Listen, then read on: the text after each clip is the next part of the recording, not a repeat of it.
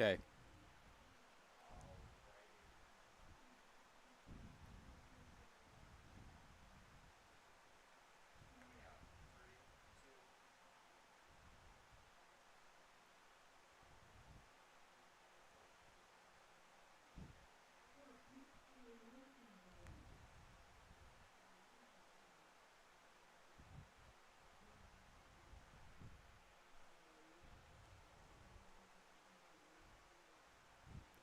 Hey everyone, welcome to Big Train Baseball Network. Quentin Corpuel, Phoebe Winters here from Shirley Povich Field at Cabin John Regional Park.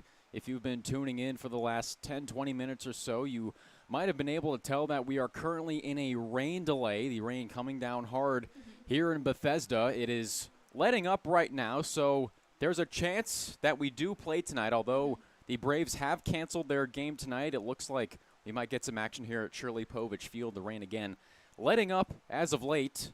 Phoebe Winters, do you think we're going to play today? I think we are. So we originally called a rain delay because of the lightning that is in the area. So manager Sal Colangelo has been monitoring the lightning within the area. So it seems like it's getting further away, so we should be safe to play, but it's probably going to be delayed by at least an hour. That's what we're looking like at the moment. Again, the rain did come down hard, but it has let up, and the field is pretty dry at the moment. The only real concern right now is the lightning in the area, which, again, in an hour, it should be fine. I think we will end up playing tonight, and obviously we know that this is an important game for the DC Grays, the Big Train's opponent for tonight, as it does have playoff contention standings. So you mentioned it there. Tonight, again, as you said, Phoebe, very important for a handful of teams, although there are some certainties heading into tonight. The top 3 seeds in the league are currently locked up. The Aces achieving the number 1 seed once again. That's back-to-back years where the Ripken League playoffs will be going through Alexandria. The Gaithersburg Giants, North Division winners for the first time ever, have achieved the number 2 seed. And your Bethesda Big Train have locked up the 3 seed, so they will be hosting a play-in game on Saturday. Now, the Crop Dusters and Senators are currently playing the first of a doubleheader at Regency Furniture Stadium. As it looks like that game has gone final, the Crop Dusters have knocked off the Senators in the first game of that doubleheader, so they have clinched the 4 seed in the Ripken League playoffs. They will also be hosting a play-in game now. This is where things get interesting. The 5 and the 6 have not been decided yet. If the Senators knock off the Crop Dusters in Game 2 of today's doubleheader, they will make the playoffs. The Grays, as you can see on the screen, the only way they can get into the playoffs is if they beat the Big Train, whether that be tonight or tomorrow night. They need to win. They also need the Braves to lose tomorrow, and they also need another Senators loss. So And then in the event, the last bullet point, in the event of a 3-way tie, the Braves and the Grays would make it as the 5 and the 6, respectively. The Senators would be out. So a lot going on, a lot of moving parts. The Big Train can uncomplicate things if they do knock off the Grays, but the Grays, they do need a lot of things to happen tonight. Step 1 is already complete. The Senators dropping that first game to the Crop Dusters. Game 2 set to go in about a few minutes from Regency Furniture Stadium in Waldorf, Maryland. But Phoebe, the Big Train, they already have their spot locked up. Should they win a play-in game on Saturday, they would be guaranteed to play the Gaithersburg Giants in the LCS semifinals because they are the next highest seed beyond Gaithersburg and Alexandria. So there is no chance that with a win they would go and play Alexandria. Big Train would play the Giants, which would mean the winner of the 4 or 5 game would meet the Alexandria Aces in the LCS semifinals. So again, a lot of moving parts here. It should be a lot of fun. It's great. I think that there are a lot of teams who are still vying for hosting a play-in game, still vying to make the playoffs. The only team that has been eliminated heading into today are the Silver Spring Tacoma Thunderbolts. That's it. Everything else is almost up for grabs. So it goes back to what we've been talking about for a lot of this season. Competitive balance has been very high, Yes. especially amongst the middle of the pack. Even though teams like the Aces and the Giants have separated themselves, everyone is pretty much beating everybody to this point. It's been a lot of parity throughout the season, which is what makes this point of the season so exciting, and it makes these games just that much more important. As you said, the Grays need a lot to happen to secure a playoff spot, but anything is possible at this point in the season. And Big Train clinched the 3rd seed last night in Olney. Again, the broadcast and the game got cut short. We're able to get through 5 innings. Big Train ultimately taking a 6-1 win over the Crop Dusters. The 3rd spot in the standings was given to the Big Train after that win. Again, game was cut short due to lightning and rain in the area. But it was an exciting game nonetheless. It got cut short, a lot of chaos going on. But that's what makes those games so exciting, is just the implications that a win has and a loss has. And as you said, a lot of moving parts moving on tonight. So tonight is just so important, and whether these games get pushed back to tomorrow, it's just really, really important at this point in time. And on that note, a quick standings update. Feel like it's a good time to show that. So the Giants and the Aces have already clinched the North and South Division titles respectively. The Big Train clinching the 2nd spot in the North Division, the Crop Dusters 3rd, and the T-Bolts are 4th. The North Division is set. Those are the standings. Those will be the standings no matter what happens today or tomorrow, especially considering that we already have a game that has been postponed to tomorrow with the Braves and the T-Bolts. Now the South Division, that's where things get a little dicey. As we said a couple of moments ago, the Senators, Braves, and Graves, none of those teams are guaranteed a playoff spot. They will be fighting for, in the Senators and the Grays case, maybe the Grays case today, for their playoff lives. And for some, especially including the Braves, who already have a game postponed, they will try and fight for it tomorrow. So there is a good chance that the Big Train will not know their first round opponent until tomorrow. So it'll be exciting to follow the action. The Game 2 of the Crop Dusters and the Senators will be happening concurrently, so that'll be interesting to follow as well. But the last thing before we go to a commercial break, Andrew Williamson. As we hit the last game of the regular season, Andrew Williamson is so close to a potential Triple Crown victory. He leads the league in batting average by a comfortable margin. The only thing that would prevent him from getting that is a completely uncharacteristically disastrous night tonight. Home runs, still tied with Carter Groen. Carter Groen had a very good game in the first game against the Crop Dusters, had a couple of hits, none of them home runs. And by rule, it is okay for a potential Triple Crown candidate to share the lead in any one of these categories, which, as you can see, that he does. Now, in regards to RBIs, according to the Ripken League website, he is 1 behind the league lead for RBIs. Williamson currently has 33. The current league lead is 34, and the Aces have not played a game yet. So that'll be interesting to see. Andrew Williamson, one more opportunity, whether that be tonight or tomorrow, to try and achieve a Triple Crown.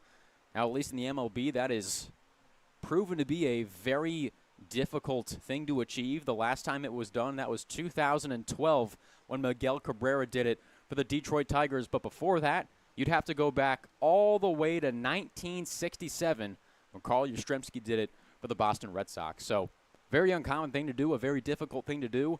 But Andrew Williamson has proven so many times this season the difficult's actually not that difficult sometimes. He is just such an incredible player. He's done so much for the Big Train this season. He's been so incredible to watch. I mean, we've mentioned, he pays his rent at second base. He knocks in a double so often. He goes yard. His grand slam earlier this week, which tied the game up at 7, that was just such an incredible moment to watch. So definitely a very exciting time for such an incredible player. And also important to note that this is a wooden bat league. So he's not even hitting with a metal bat. He's hitting with a wooden bat, and he's achieving a .447 average. He's hit 9 home runs, and he's close to the lead with 35 base hits. He's just truly an incredible player, and we're so excited that we've gotten to watch him progress throughout the summer. And we have seen so many incredible hitters here in the Ripken League. It feels like at least one great hitter per team, whether that be someone like Williamson, Jeremiah Jenkins for the Aces, who left in the middle of the season because he went on to prepare for the MLB draft, was eventually drafted, so congratulations to Jeremiah Jenkins. We saw so many power bats in the All-Star game, and only the collective talent around this league is so strong, but Andrew Williamson has arguably risen to the top of all of them. He's definitely pulled away from the pack, I would say. He's just such an incredible player to watch. So we will be back in a semi-indefinite amount of time. It looks like about at least an hour until we get things going here from Shirley Povich Field. The rain has let up, though, so there is a good chance we will play tonight. Stay tuned here on the Big Train Broadcast Network, as well as Go Big Train on Twitter and Instagram as well. Make sure you're keeping yourself up to date. That's Phoebe Winters. I'm Quinton Corpuel. See you all in a little bit.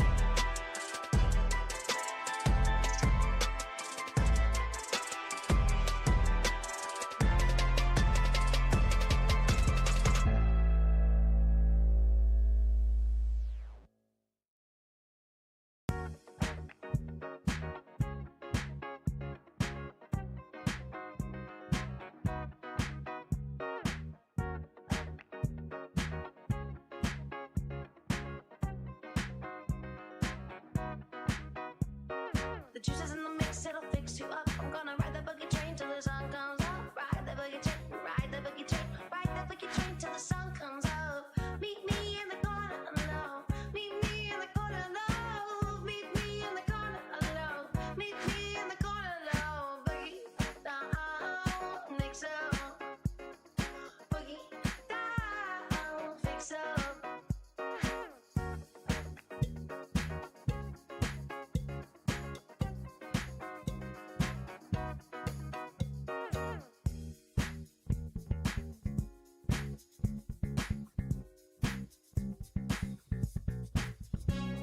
The juice is in the mix, it'll fix you up. I'm gonna ride that boogie train till the sun comes up. Ride that boogie train, ride that boogie train, ride that boogie train till the sun comes up. Till the sun comes up.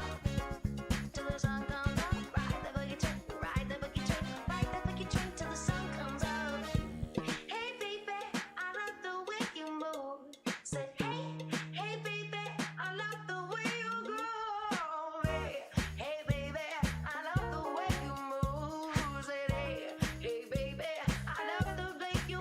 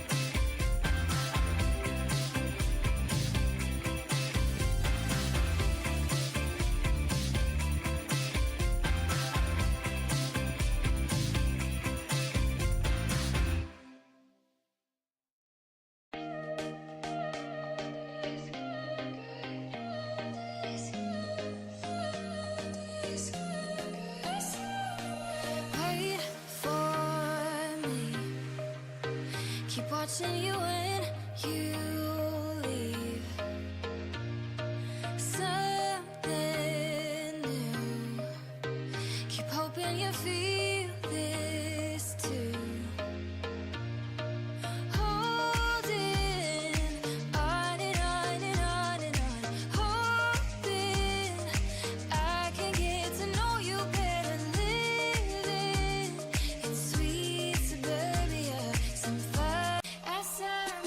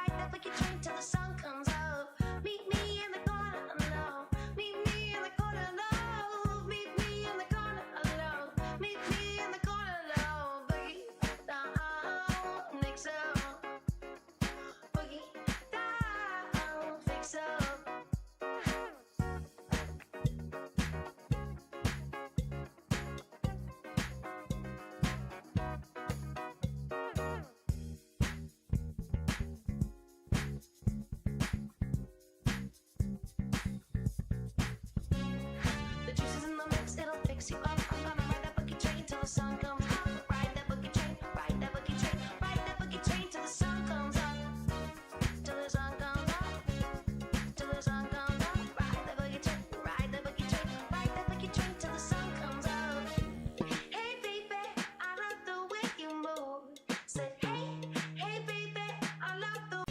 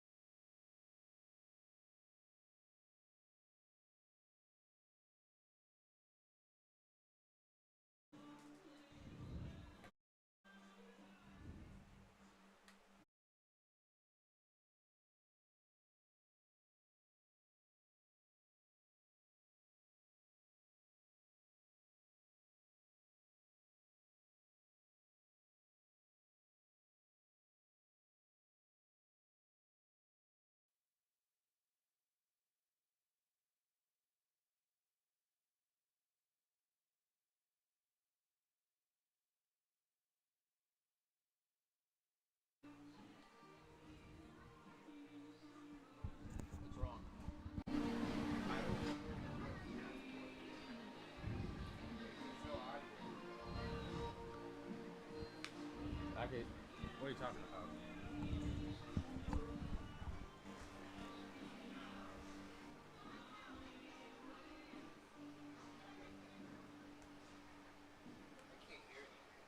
You can't hear anything?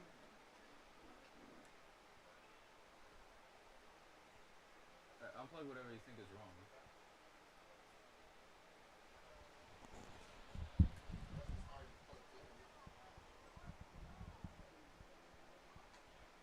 Jordan, is yours on? Are you plugged in? Plugged into what? He plugs into the Yeah, computer. plugged into the computer. I can't hear anything. Does that mean that no one that means that no one can hear anything? Right. Can Um, you grab it?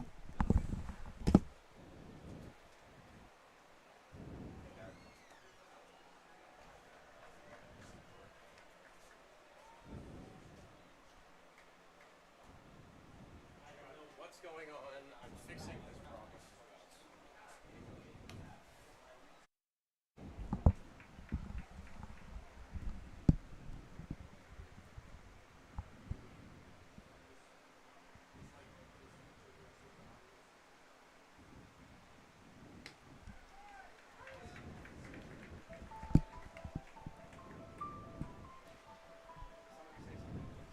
Hello, we're at Shirley Povich Field, Big Train Baseball Network.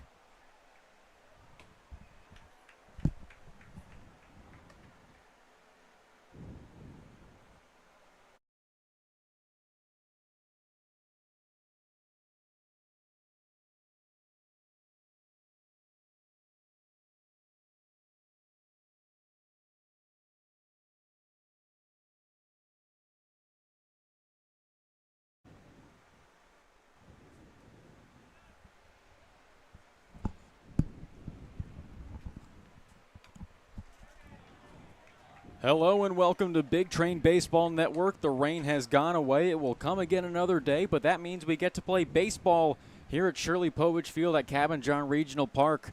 The DC Grays leading things off here with Elias Owens taking a walk in his first at-bat facing the University of Kentucky's Evan Hart.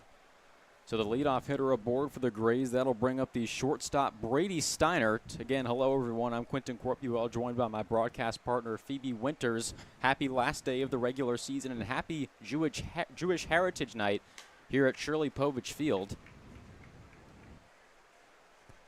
The umpires tonight at Shirley Povich Field, behind home plate, going to be Dustin Fields. On the first base line, Anthony Mayer. And on the third base line, it's going to be Matt Binder. Excited to be here for our last game of the regular season. And as the count moves 2-0 on Steiner, just a little reminder of the potential stakes here. The Big Train have already clinched the number 3 seed in the Ripken League playoffs. The DC Grays on the other end of the spectrum will be fighting for their playoff lives. They need a lot to happen in order for them to live to see another day, as that one is popped way up in the air. Under it is the shortstop Keenan Bowman, who's got it for out number 1. That'll bring up the third baseman Matt Colella. The Grays need the Senators to lose Game 2 of their doubleheader against the Crop Dusters. They need the Metro SoCo Braves to lose tomorrow to the Silver Spring Tacoma Thunderbolts. And more importantly, they need to win tonight against the Big Train in order to secure the number 6 seed in the Ripken League postseason. Runner takes off. The throw down to second from Luke Vaughn is in time. They got him. So Elias Owens gunned down by Luke Vaughn, who's making his return to the starting lineup tonight. Had been absent the past few games, but coming back in a big way. Now the Big Train coming into tonight's game 20-15 in the record. DC on the other hand 14-21 last night in Olney. Big Train clinched the 3rd seed with their 6-1 victory over the Crop Dusters. That one also affected by rain. Big Train currently sitting 3-1 in the series with the DC Grays. DC picked up a win over the Big Train the first time these two teams met over at Prince George's Community College, which was a 2-1 win. And since then, Big Train has dominated in the series, going 6-2, a shutout 13-0 win. And then their last meeting was a 7-1 win in favor of the Big Train. As Colella will take ball 4, so he will go on down to first. That'll bring up the second baseman, Manoa Chapman. Now both of these teams entering today on opposite trajectories. The Big Train have won 8 of their last 10. The Grays, losers of 9 of their last 11.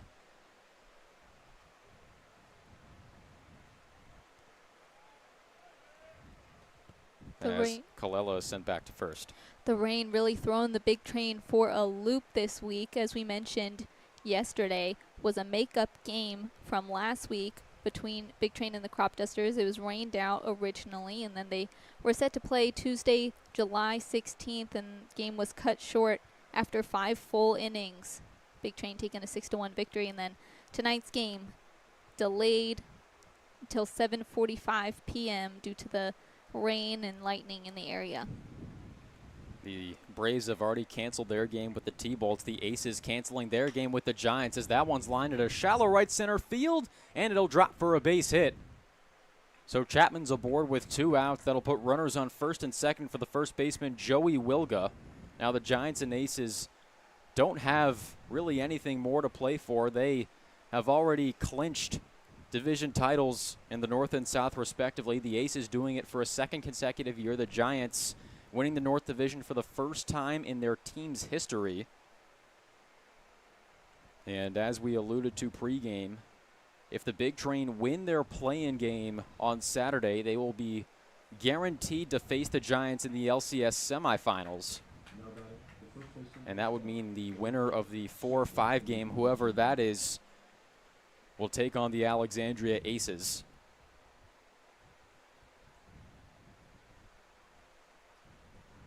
Here comes the 1-0. That one in the dirt. Good stop by Luke Vaughn to keep that one in front. That'll bring the count to 2-0. Now there is a good chance that the Big Train will not know their play-in game opponent until tomorrow. Again, as Quentin mentioned, a couple of the games throughout the Cal Ripken League being pushed to tomorrow due to the weather. Big Train and DC going to stick out the weather, as this is a very important game for the DC Grays. No guarantees for the Grays, Senators, or the Metro SoCo Braves. All 3 of them have a chance to make the playoffs, as we're going to get a stoppage in play here. It looks like Chapman a little roughed up there on the slide. Looks like when he slid in and then Guerrero went in for the tag, might have nicked him in the chin. Hopefully that's all it was, as looks like he's holding his eyes. Maybe a bloody nose there. Now it looks like the mouth.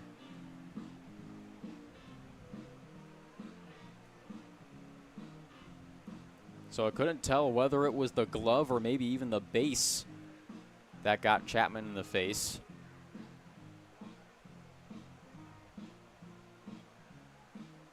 I see them searching in the dirt. I really hope they're not looking for a tooth. Very hard for us to tell if a tooth or maybe even multiple teeth got knocked out.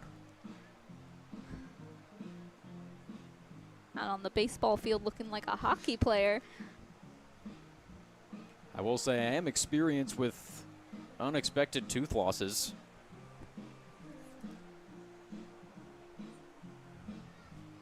I actually lost 4 of them way back when.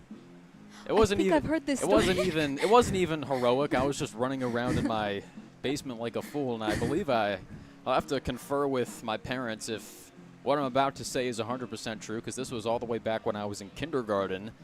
I tripped over my dad's leg, and my face hit the arm of one of our chairs, and needless to say, I was putting on my best Alex Ovechkin impression until about 2nd grade. Oh, that's unfortunate. But I do believe we might have some missing teeth out by first base. Just an unfortunate slide into the tagging hand. It's been a wonky night already. It's been a wonky 2 days. We were delayed by an hour because of the rain. Now, thankfully, we were able to get this one going. A big crowd here tonight for Jewish Heritage Night, as Chapman is going to go back to the dugout. Curious to see the headshot after this one. Yeah. There's Dr. Holland helping him out. Dr. Holland, the incredible athletic trainer for the Big Train organization.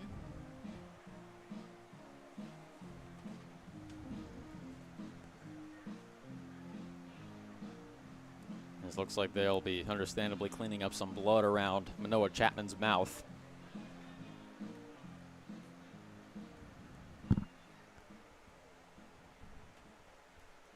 So unclear if we're going to get a stoppage in play or if they'll put in a pinch runner for Manoah Chapman.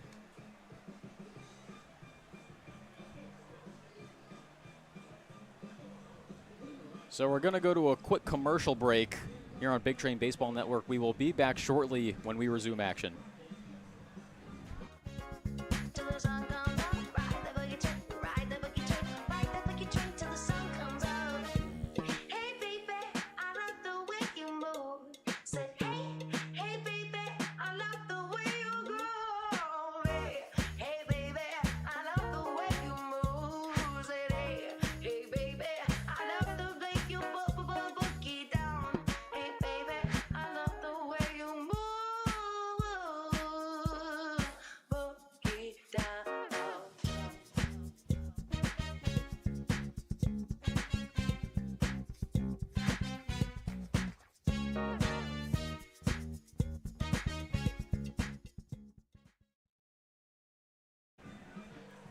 Welcome back to Big Train Baseball Network. Now, if you're just joining us, Manoah Chapman was able to reach first, but then was knocked out of the game because it looked like he knocked out a tooth or maybe even more from our vantage point, sliding back into first base. So he was subbed out of the game. In as a pinch runner is going to be Michael Lavagna, an unexpected early substitution for the Grays, who will have to replace their second baseman, Manoah Chapman, who we haven't seen in a little while. So after a brief stoppage in play to make sure the infield was clear of any fallen teeth, we will resume action here. Joey Wilga still at the plate for the Grays. Wilga facing a 2-1 count. Grays have 2 outs on the board, 2 runners on base.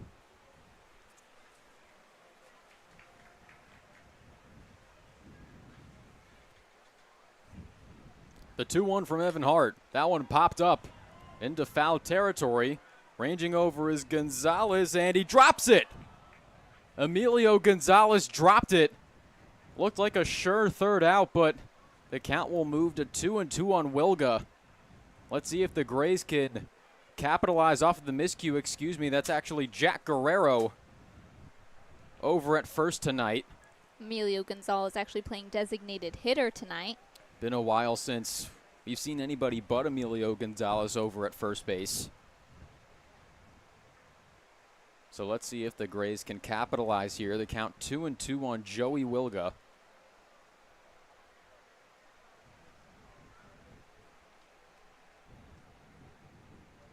Here comes the pitch. That one in the dirt for ball 3. Waiting on deck is the left fielder Anthony Ruocco. Now, although the Big Train don't have anything to play for standings-wise, the Grays will take any break they can get. Again, needing a win and losses by the Senators and the Braves to make the playoffs, as the 3-2 pitch is outside for ball 4. So early potential peril here for the Big Train as Ruocco steps up to the plate.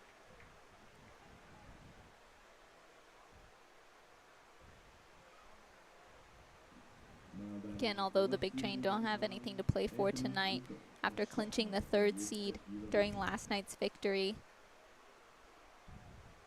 they're going to put their entire season on the line this Saturday, July 20th, with a play-in game. That one grounded to third, fielded by Westley, who will make the tag for out number 3. So the Grays leave them loaded, now at least one tooth short than they were to start this game. Still scoreless here from Shirley Povich Field. We'll be back for the bottom of the first shortly here on Big Train Baseball Network.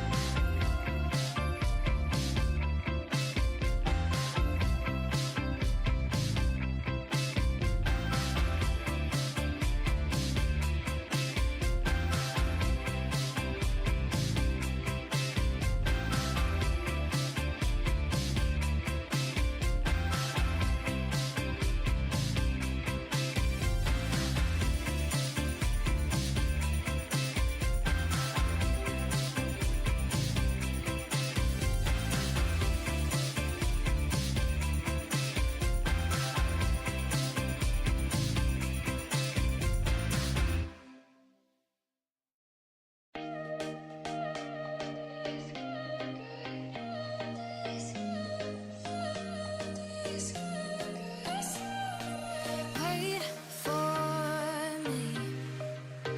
Keep watching you when you leave. Something new. Keep hoping you feel this too. Holding on and on and on and on. Hoping I can get to know you better. Living in sweet suburbia. Some fun is all we want. Two kids come alive in a night rush. I'll be the girl next door. You be my summer crush. Yeah, I think you should come and pick me up. 'Cause nothing feels as good. Welcome back to Shirley Povich Field here at Cabin John Regional Park. The Big Train stranding the bases loaded. Evan Hart doing a good job of getting out of an early jam. So it'll be Bethesda's first turn to bat. Justin Nato, the second baseman for the Big Train tonight, leading things off. Following him in the lineup, it's going to be the center fielder Andrew Williamson and the shortstop Keenan Bowman in the hole here on Jewish Baseball Heritage Night. The first offering from Matt Likas is going to be outside for a ball. Matt Likas has enjoyed a very nice summer so far. A 2.54 ERA in just under 18 innings pitched as Nato swings and misses for strike 1. Now, last night, Nato, the leadoff hitter, went 0 for 3 in the shortened game and was also at the second base position. So the count 1-2 on Nato. Now the interesting thing about Likas, he's been prone to give up a lot of hits, but has not given up a ton of earned runs.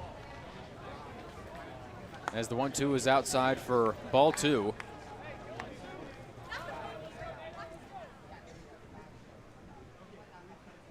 Now in his 5 outings, he's allowed 24 hits, but just 5 earned runs.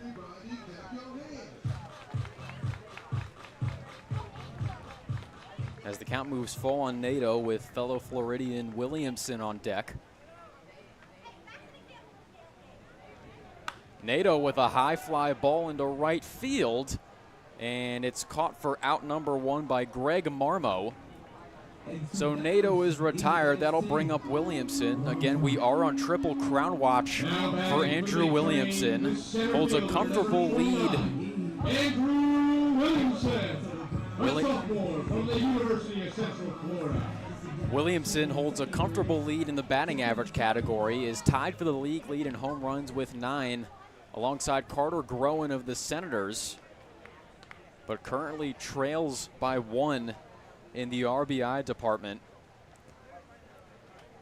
Last night, Williamson going 1 for 3 with a double, once again paying his rent over at second base. And the night before, hit a home run in South County. The night before that, hit a home run in Silver Spring. That one's ripped down the right field line, but just foul. Williamson on the verge of yet another extra base hit, but missing by just a few inches. So the count will move to 2-1. Now, as we alluded to pregame, winning the Triple Crown in any league at any level is very difficult. The last time it was done in the major leagues, all the way back in 2012 when Miguel Cabrera accomplished the feat for the Detroit Tigers. Before that, you have to go all the way back to 1967 when Carl Yastrzemski pulled it off as a member of the Boston Red Sox. The 3-1 is hit high and deep into left center field. Back at the wall, it's off the wall. The machine Andrew Williamson on a Triple Crown watch has given the Big Train a ton of success this summer. Helped the Big Train and manager Sal Colangelo to his 599th win last night. One of the winningest summer collegiate baseball That one coaches. skips away from the catcher Michael Malice. Williamson will take third easily.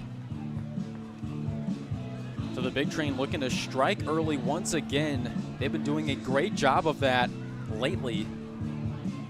And as we've seen, it's become hugely important to have those insurance runs. We saw that in Silver Spring, especially when they fell behind by a lot, had to put up big numbers in the later innings. And Olney was a huge factor in their successful win over the Crop Dusters. Those insurance runs came up big. So the count 2-0 on Bowman, entering tonight batting .279 with 3 homers and 9 RBIs. As the 2-0 is grounded foul.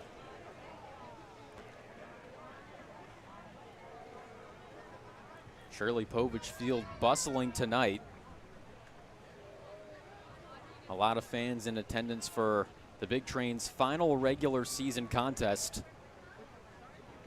As the 2-1 is grounded foul down the third base line, that'll even up the count at 2. Bowman looking to get back on track after an 0 for 3 outing against the Braves a couple of days ago.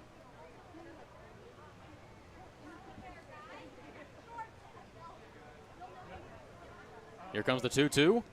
That one in the dirt, bringing the count full. Emilio Gonzalez waiting on deck. And it's going to be Gonzalez as the designated hitter for the Big Train tonight. Typically seen him at first base all summer long, taking on a new role for the Big Train tonight.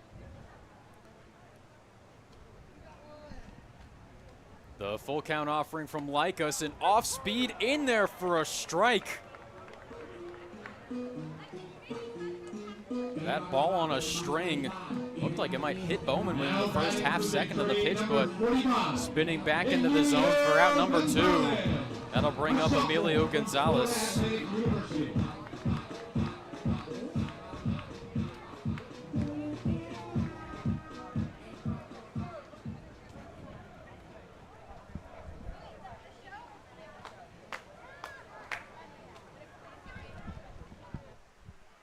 First offering to Gonzalez is fouled off.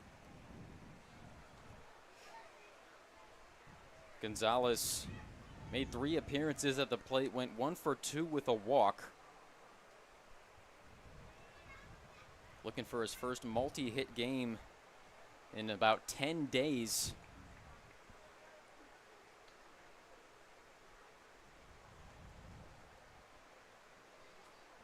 Gonzalez going 3 for 6 with a homer in that walk-off victory against the Alexandria Aces. As the 1-1's inside, getting by Malice, Williamson will score, and the Big Train strike first once again. So the Big Train, the first to take the lead, hoping to tack on to this lead with a couple of insurance runs. And a big talking point for us throughout a lot of the season was the fact that the Big Train would fall behind big early. Again, have done a great job of reversing that trend as of late. Yeah, I think definitely in the beginning of the season we talked a lot about the late inning magic that the Big Train seemed to come up with, having to put up huge numbers in the later innings to come out with the victory or come just shy of it. Haven't had to rely on it that much lately, which is definitely a huge turnaround for this squad. That one lined to second. That one's gloved by Lavagna. On to first for out number 3. So the Big Train draw first blood here, although in a literal sense, the Grays did, courtesy of Manoa Chapman. The Big Train leading 1-0. We'll be back for the top of the second shortly here on Big Train Baseball Network. Meet me in the corner alone. Meet me in the corner alone. Meet me in the corner alone. Meet me in the corner alone. Boogie, boogie, boogie down. Baby, can you boogie down?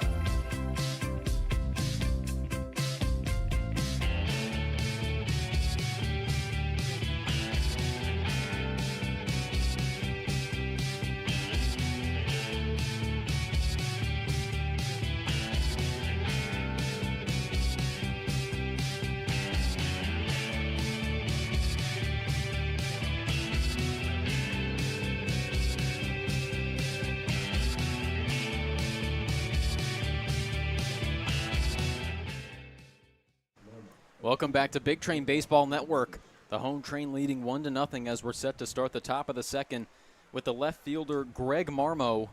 Evan Hart still on the mound for the Train as the first offering to him is outside for a ball.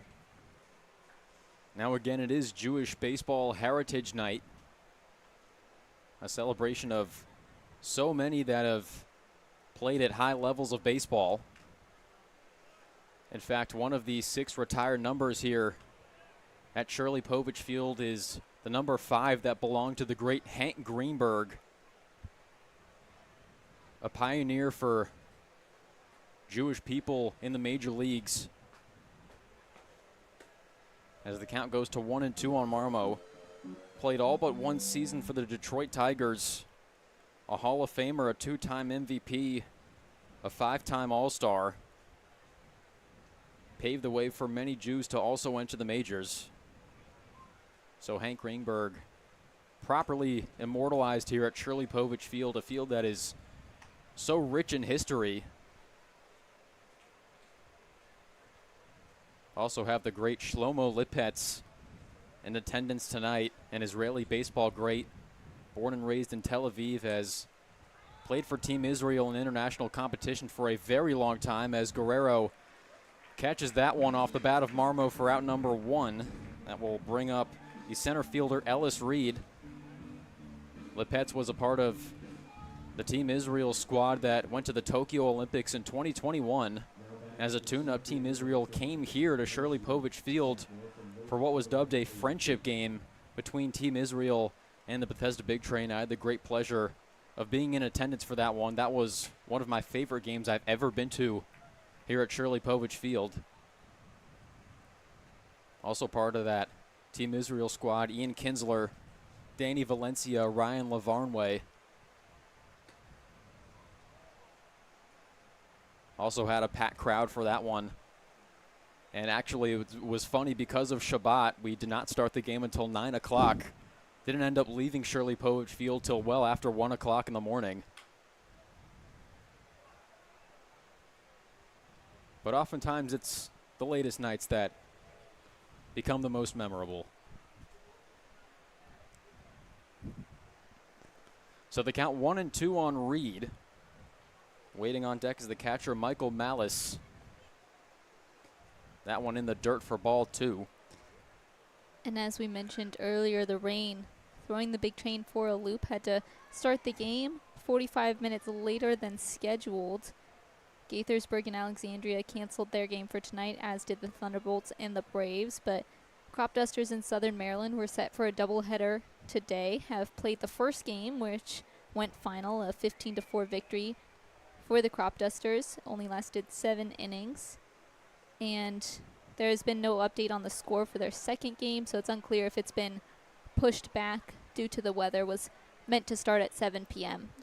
So Reed will take his base. That'll bring up the catcher Malice with 1 out and 1 on. Now we figured, since Waldorf, Maryland is a lot further south than many of the teams here in the Ripken League, that they wouldn't be as affected by the rain as everybody else, as we're going to have our first mound visit here with Evan Hart, courtesy of Coach Craig Lopez and catcher Luke Vaughn. But we'll see if that game ends up being played in Waldorf.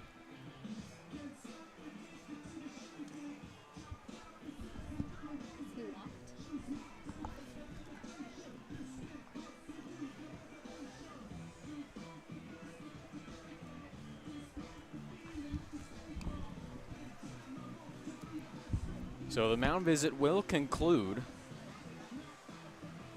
Evan Hart has been able to last a few innings in almost all of his appearances so far this summer, hoping for the same tonight as the Big Train looks to enter the playoffs on a high note. So after Reed was walked, Malice will step up to the dish. First offering is high for a ball.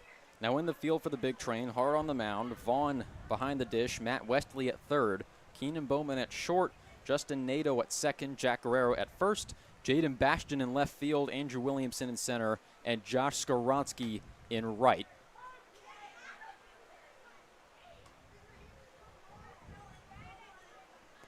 Tonight, a huge night for Shirley Povich Field. The last regular season game was actually sold out with 800 fans meant to be in attendance. Obviously, the weather might have deterred a couple of fans who had their tickets for tonight. But we still got a pretty lively crowd here at Shirley Povich Field cheering on the Big Train in their last regular season outing. Yeah, it looks like Manoah Chapman is returning to the Grays dugout. Looked like he had some sort of gauze or perhaps tissue in his mouth. Again, just very unfortunate, slid in to the extended hand of Guerrero, who was going for the tag. As there's a big swing and a miss for a Malice for strike 3. That will bring up the leadoff hitter Owens. Now Chapman losing some teeth, way cooler than the way I lost my teeth a handful of years ago.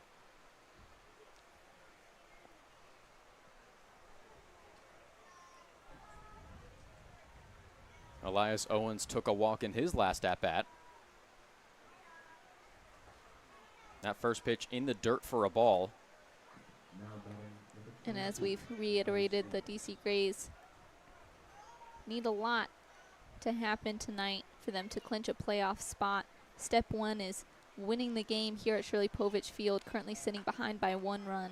That one's popped way up in the air. Vaughn goes back, and that one will land out of play.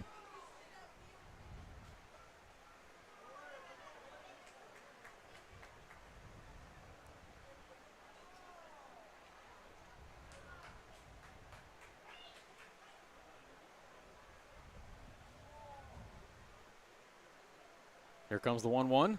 That off speed in there for strike 2. Just such a tough pitch to hit as a lefty.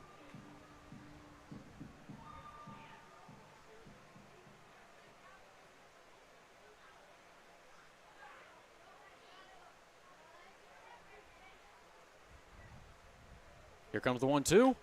That one popped up into foul territory, ranging over as Wesley, but that one will fall out of play off the shed down the third base line behind the grandstand.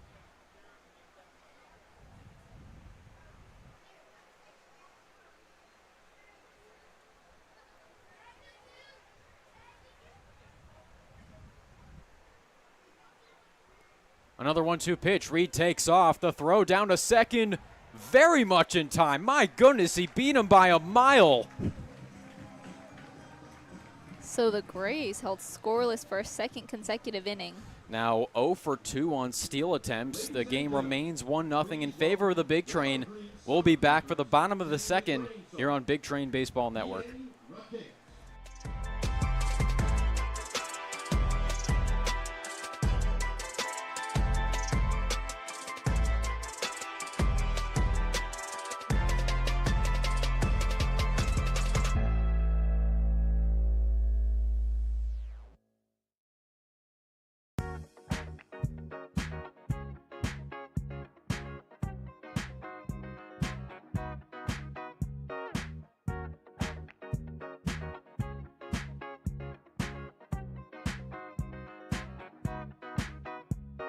The juice is in the mix, it'll fix you up. I'm gonna ride the boogie train till the sun comes up. Ride the boogie train, ride the boogie train, ride the boogie train till the sun comes up. Meet me in the corner, no. Meet me in the corner, no. Meet me in the corner, no. Meet me in the corner, no. Boogie down, mix up. Boogie down, fix up.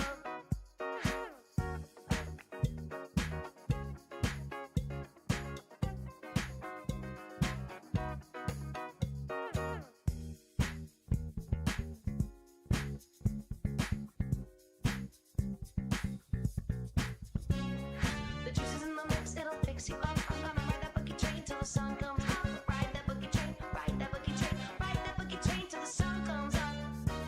Till the sun comes up. Till the sun comes up. Ride that boogie train, ride that boogie train, ride that boogie train till the sun. Now batting number 20. Welcome back to Big Train Baseball Network. The Grays held scoreless once again. Luke Vaughn catching his second base runner stealing. Matt Wesley popping that one up into shallow right field, and it's caught by Lavagna for out number 1. Lavagna charging over from second base to make that catch in right field. Now batting And so that'll bring up fielder number 2. last night's MVP, Jaden Bastian, hitting a grand slam, the Big Train's third so far of the season.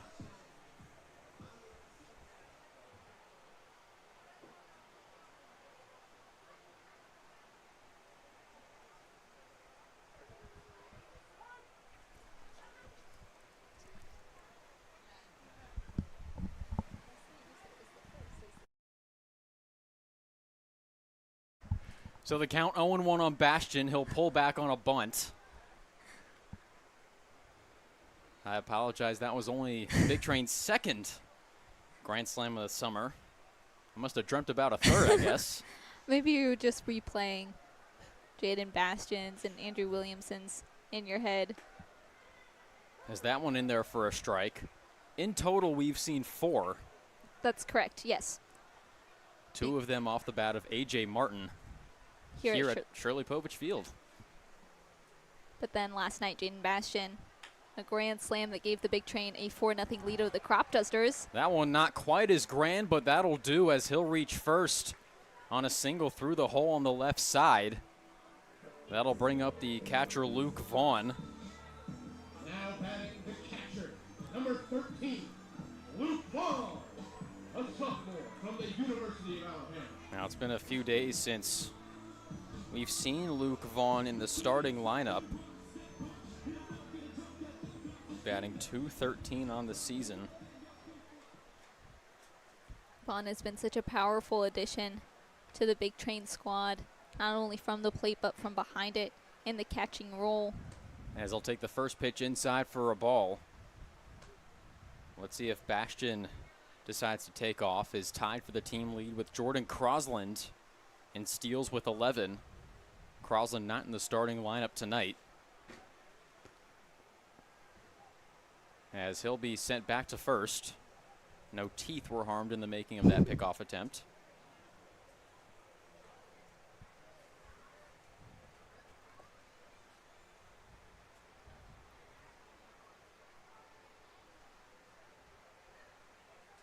Here comes the 1-0. That one in there for strike one.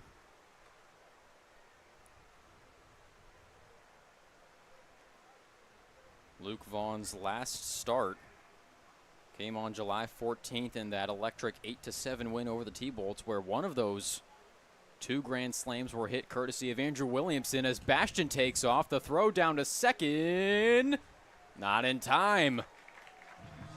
Bastion, one of the speediest members of the Big Train squad. A dangerous threat across the base path. Like Tyreek Hill, that's a Dolphin on the run once again. Bastion now leading the team with 12 steals.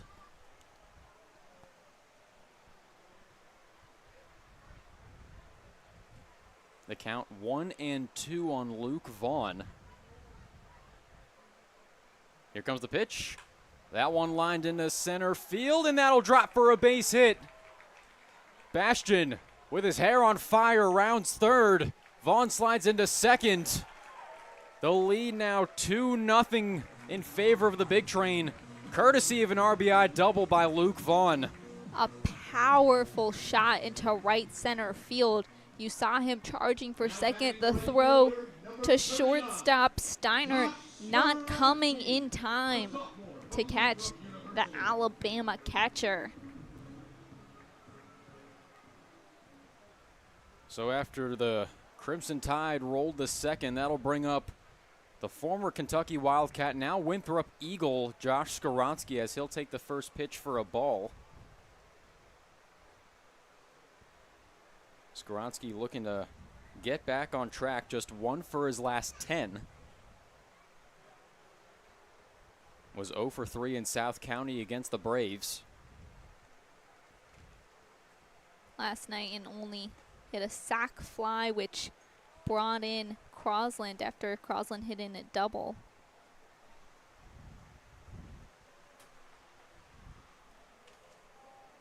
Sorry, that was 2 nights ago in South County. Here comes the 1-1.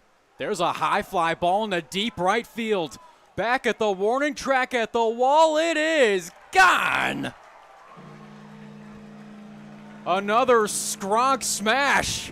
Fly, Eagle fly into right field. The lead now 4-0 Big Train. Josh Skoronsky with his third big fly of the summer. With 98 miles an hour and 365 feet. That one hit 365 feet into the right field foliage, almost touching the sky in the process. A powerful shot from the Polish Hammer. Hammers one over the fences to give the Big Train a 4-0 lead. So that'll bring up Jack Guerrero as he fouls off the first pitch down the left field line. Again, Skoronsky's third home run of the summer, his second. All three have actually been here at Shirley Povich Field. 2 of them nearly exiting the atmosphere into right field. His other one came on the same night. He hit a walk-off sacrifice fly. That one clearing the center field fence. Haven't seen too many of those this summer. Jack Guerrero now facing a 1-2 count.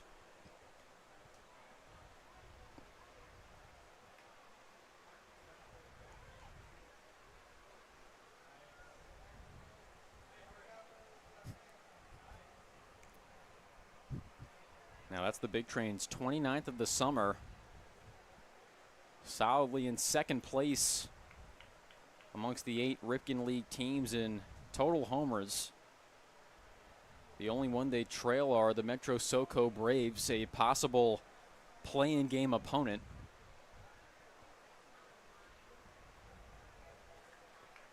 So Guerrero steps back into the box, appears okay as the count moves even with the leadoff hitter Nadeau waiting on deck.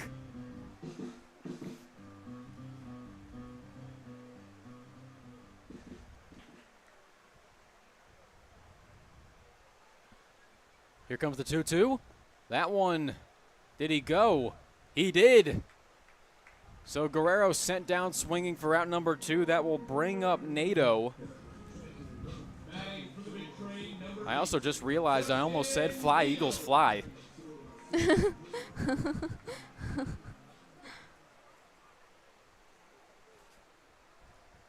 Justin Nadeau previously attended Jacksonville University, is set to attend the University of Florida in the fall. Got a chance to talk with him during the Roberto Clemente Day of Service. He said that University of Florida has been his dream school since he was a little kid, so he is very excited to start his fall term there. As that one's grounded to short, fielded by Steiner, on to first for out number 3, but not before the Big Train, courtesy of an RBI double by Luke Vaughn and a 2-run blast by the Polish Hammer. How funny, on Jewish Baseball Heritage Night, the Polish Hammer goes yard. So the lead now 4-0 in favor of the Big Train. We'll be back for the top of the third here on Big Train Baseball Network.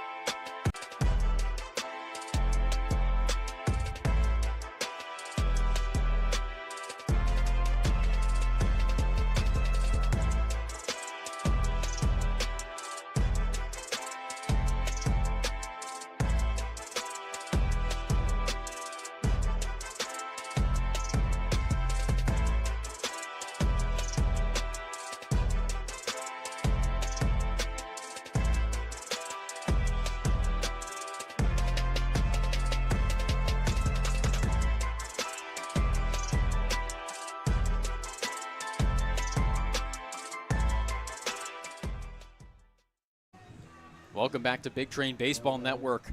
Bethesda taking an early 4-0 lead over the DC Grays as we've got a new pitcher on the mound for the Big Train, Aaron Seniceros, in relief of Evan Hart. So a quick outing for the Kentucky Wildcat. It will be Seniceros taking over. He's had a really solid last few appearances. Hasn't allowed a single earned run since June 30th. has appeared in 3 games in July. Has allowed just 3 hits in 6 1/3 innings pitched. As the count moves 2-0 on the designated hitter Elias Owens. Again, Owens was walked during his previous at-bat. And the last half inning ending courtesy of Luke Vaughn. The Grays now 0 for 2 on stolen base attempts. There's a big swing and a miss for strike 2.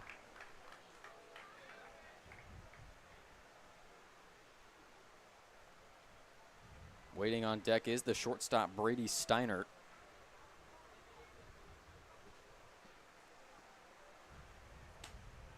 That one outside for a ball. Gotta say, the sky over the trees in right field it's just gorgeous. The sun's starting to set. Although viewers at home may not see it, trust us. The sky looks super cool right now as the count moves full on Owens. Owens going 2 for 4 yesterday against the Senators. As the 3-2 was popped up foul. That one proving absolutely pivotal in the playoff race. Now all the Grays had to do was not totally bottom out towards the home stretch, and they would be in the playoffs. But as stated earlier, just 2-9 in their last 11. Another 3-2 pitch is upstairs for ball 4. So Owens taking his second walk of the night. That'll bring up the shortstop, Brady Steinert. Now batting the shortstop, number 52, Brady Steinert. Was retired in his last at-bat. Hasn't seen action since July 14th. Went 2 for 4 in an 11-7 loss to the Braves. Has recorded a hit in 4 of his last 5. As the first offering is inside for a ball.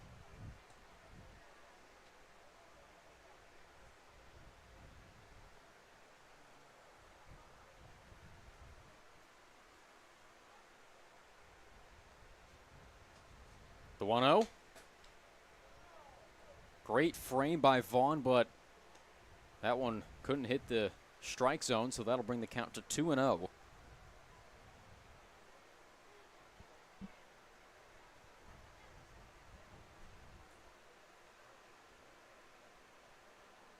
The 2-0. That one hits Steinert. So he'll take his base. That'll put runners on first and second. Still no outs. Here in the top of the third, the third baseman, Matt Colella, Ripken League All-Star, stepping up to the plate. Colella leads the Grays in batting average by just 3 points over James Lehman, who's not in the starting lineup tonight, batting a rock-solid .343. 34 hits, 13 RBIs, just 8 strikeouts in 99 at-bats entering tonight. Now again, the DC Grays with a lot to fight for tonight. Big Train have taken a comfortable 4-0 lead, a lead they'd like to protect for as long as possible. First pitch is upstairs for a ball.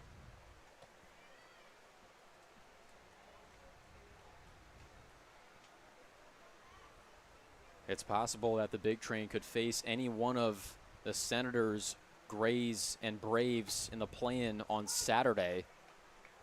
That one in there for a strike.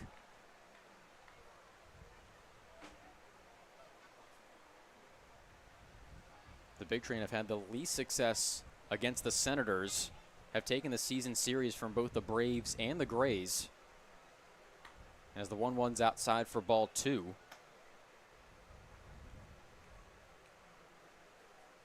But the Big Train have lost to all 7 teams here in the Ripken League at least once. And in a 1-game playoff, all it takes is a few innings. That one lined to third, gloved by Wesley for out number 2. That one sailing directly into the third baseman's glove. A wonderful out for the Big Train, courtesy of third baseman Matthew Wesley. So that'll bring up Lavagna with 1 out, runners still at first and second. Again, Lavanya stepped in to pinch run for Manoa Chapman. As he pops the first pitch out of play down the right field line. During the top of the first. This is going to be Lavanya's first at-bat of the evening.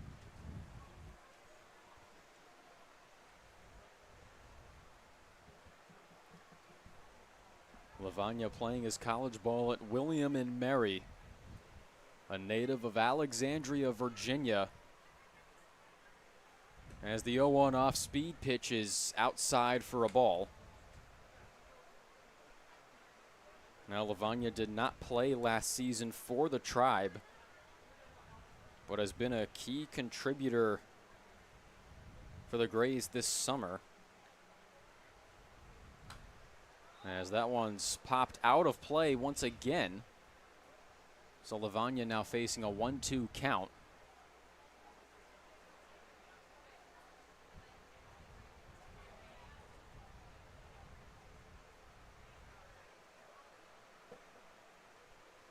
Lavanya batting just under 300 this season. A home run and 20 RBIs. That's tied with Joey Wilga for the team lead. As the 1-2 was roped foul down the left field line. Joey Wilga getting the start at first tonight. Wilga's got a couple of home runs. Has taken the most at-bats out of any Gray. Entering tonight with 121. As the 1-2 pitch is in there for strike 3. So Lavanya goes down looking for out number 2. That'll bring up the first baseman, Wilga. Wilga was walked during his previous at-bat. Again, the Grays still have 2 runners on the base path. Looking to put up at least 1 on the scoreboard.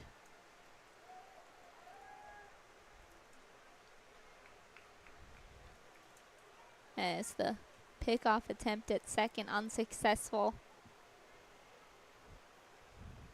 Still Elias Owens at second and Brady Steiner at first.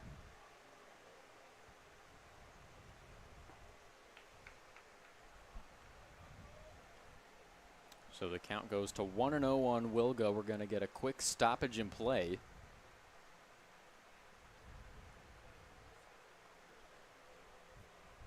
So Vaughn looks to be A-OK. Ceniceros will slam the rosin bag and step back up onto the mound. Looking to strand multiple runners. Here comes the 1-0. That one a swing and a miss.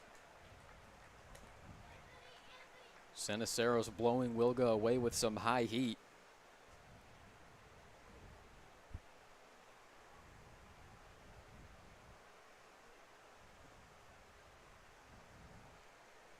The 1-1. That one outside for a ball. Night falling here at Shirley Povich Field. Again, a historic night here with the celebration of Jewish baseball.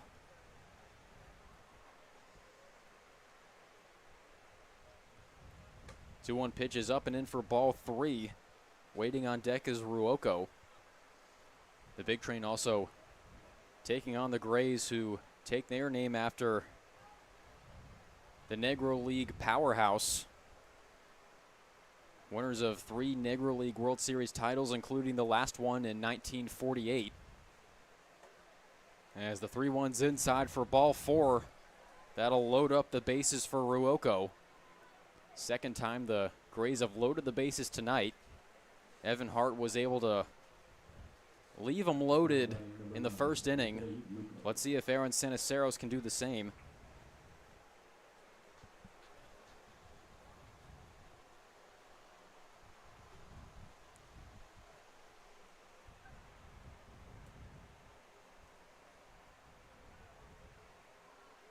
First offering. That one hit into deep center field. Back goes Williamson at the wall. It's over his head. 1 run scores. 2 runs score. Here comes a potential third. The throw to the plate, not in time. The throw down to third is in time. So a wild sequence there on the base pads.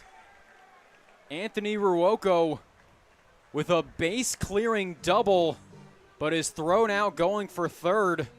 Luke Vaughn already having a heck of a night behind the dish. But with one swing of the bat, the Grays have cut the lead to 1.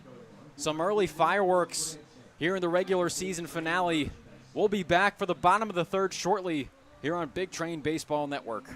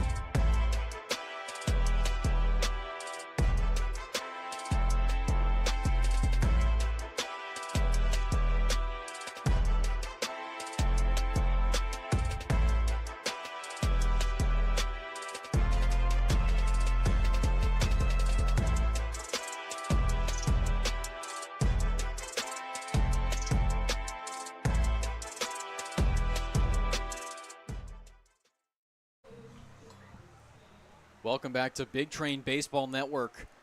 The Grays responding to the Big Train's 3 spot in the bottom of the second with a 3 spot of their own in the top of the third. The lead now just 1 for the Big Train, as it'll be 2, 3, 4 due up for the home train. Leading things off is Williamson in his first at-bat. You guessed it, hit a stand-up double.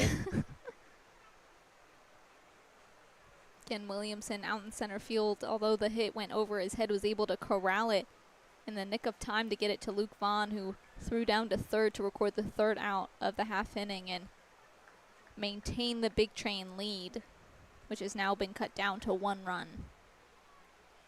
So Williamson fouling the first one off. Leica's still on the mound. He'll lay down a bunt. That one trickling down the third baseline. Fielded, fire! Not in time. Another exquisite bunt from Andrew Williamson. We saw that a good bit last night in only against the Crop Dusters. The Big Train going 2 for 2 on bunt attempts. I believe it was Christopher Diaz who laid down the first successful bunt, one you described as a perfect bunt. And then another excellent bunt from Davin Whitaker last night in Olney. Williamson taking off, but he'll have to go back to first as Bowman fouls off the first pitch. Might have been a heat check steal. Williamson probably feeling himself. That's 2 times on base and 2 at-bats.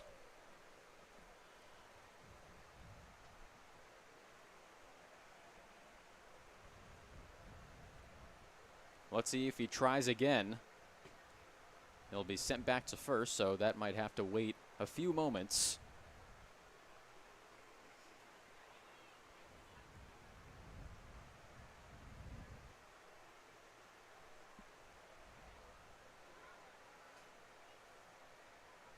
The 0-1, just missing for a ball.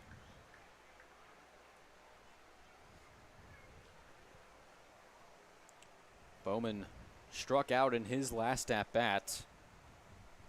1 of 2 so far for Lycus. As we're going to have a quick time call.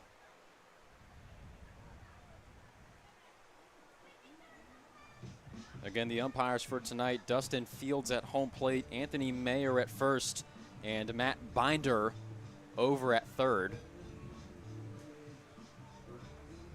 We actually had the pleasure of meeting a Ripken League umpire before the game in Matt Powers, That's right. Him and his grandnephew came up to the booth to check things out. Got to have an excellent conversation with him. He was talking about all the crazy moments he's been in attendance for throughout the Big Train 2024 season.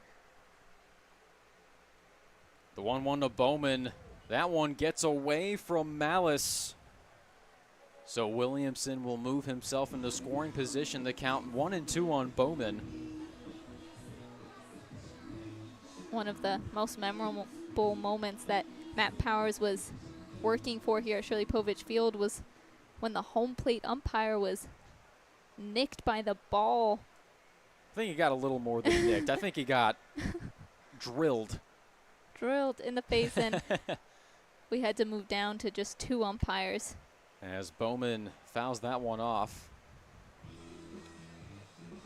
A little out in front of that off-speed pitch, but able to get enough to stay alive. Williamson now in scoring position. Emilio Gonzalez on deck.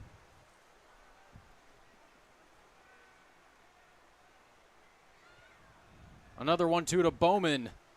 That one in there for strike 3. So Likas records his 3rd strikeout of the evening, his 2nd to Bowman. That'll bring up Gonzalez with Williamson still on 2nd and 1 out here in the bottom of the 3rd. The Big Train leading 4-3.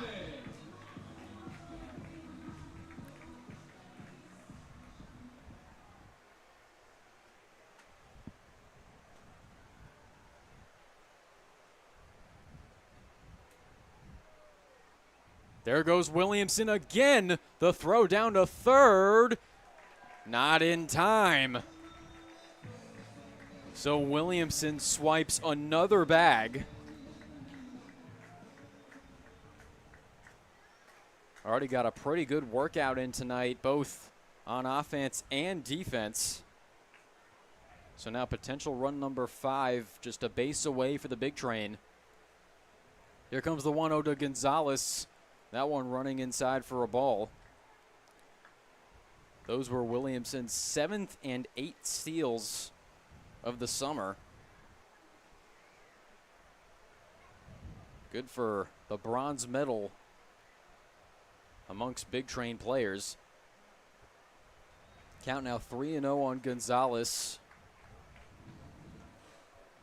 Waiting on deck is the 3rd baseman, Wesley.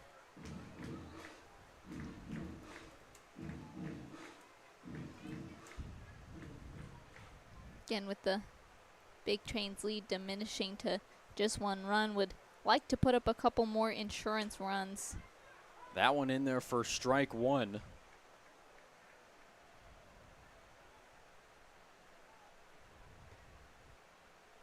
So the count 3-1 on Gonzalez. Williamson at 3rd. That one's hit into deep left field, but foul. So the count will move full on Gonzalez.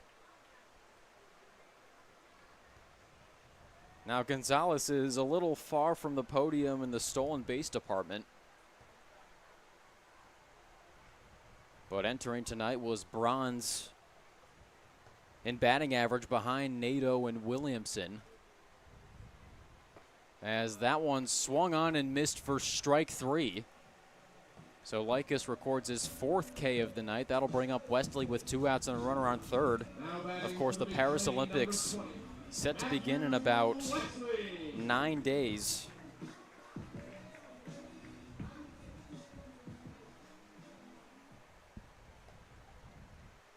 Again, with 2 outs on the board, Wesley hoping to bring Williamson home off of 3rd to extend the Big Train lead to 2.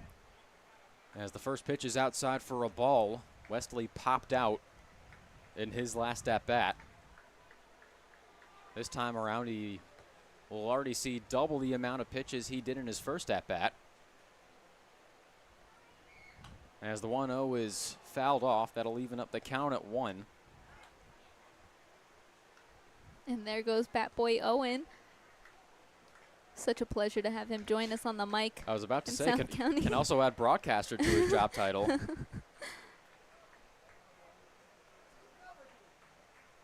The 1-1, that one in the dirt, getting away from Malice. And Williamson will scurry home for the 5th run of the game. The Big Train pushing their lead back to 2. That's now the 2nd time Williamson has scored on a wild pitch. Andrew Williamson, a dangerous threat across the base path, has been incredibly gutsy tonight, making the run home off of 3rd.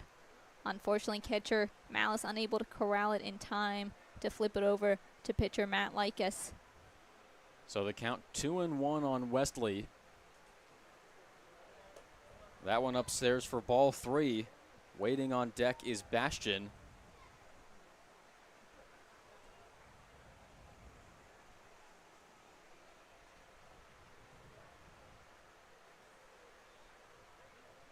The 3-1 offering. That one upstairs for ball 4. Wesley will take his base, bringing up Bastion with a runner on 1st and 2 outs. So Wesley will keep this half inning alive. Big Train has already reestablished a 2-run lead. Would like to continue to tack on to that. Bastion had a base hit during his first at-bat of the evening, hoping for some more success from the plate. Let's see if one of the hottest bats on the team can keep the fire burning. That one upstairs for a ball. A big shout out to Sean Kingston.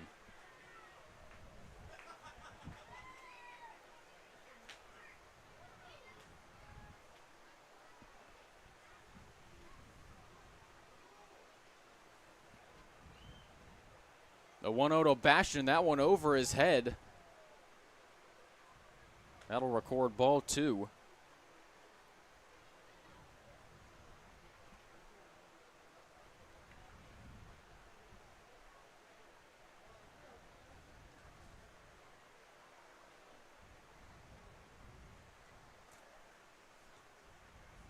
Here comes the 2-0. The upstairs neighbor is really not liking these pitches from Likas. Might get a bang on the ceiling soon. To be that fair, though, Andrew Williamson has been keeping up with his rent. The Big Train are generally very good tenants. Can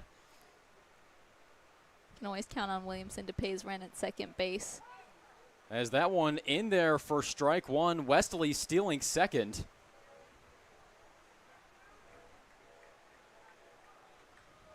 Don't see him take off too much on the base paths. That's just his 3rd stolen base of the season. That's one of the fastest turkeys I've ever seen. The fighting gobbler gobbling up some bases. There's a high drive in a deep left field, but under it is Ruoko for out number 3. Almost thought we had another Bastion bash. I don't think we could have handled 2 in about 24 hours. But the Big Train, for the 3rd consecutive inning, scratch across a run. They lead 5-3. Let's see if the Grays can respond once again, or if they can be held scoreless for the 3rd time in 4 innings when we come back here on Big Train Baseball Network.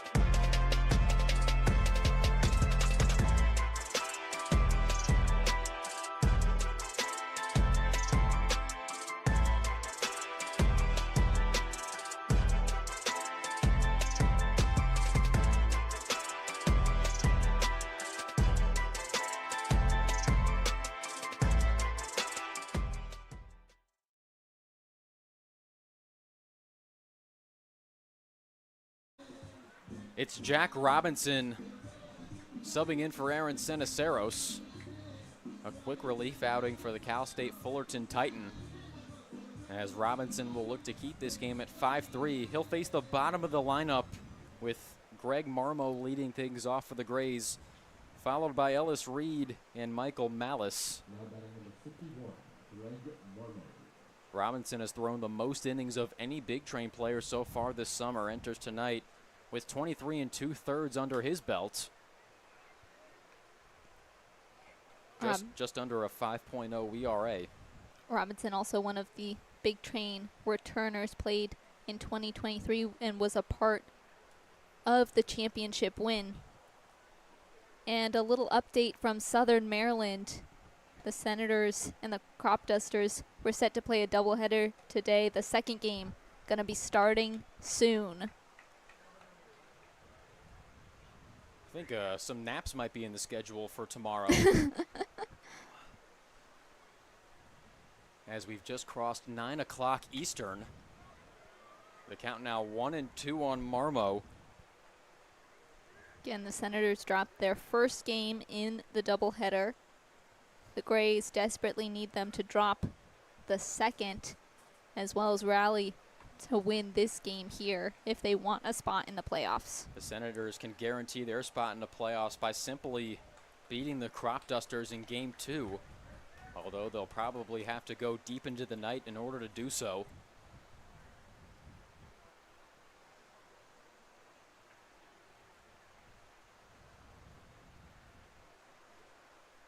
The 2-2 pitch swung on and missed for strike 3.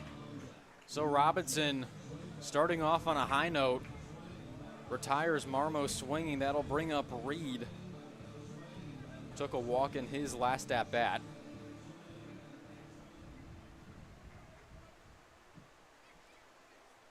Reed entering tonight, hitting .236, Reed. a trio of homers and 12 RBIs.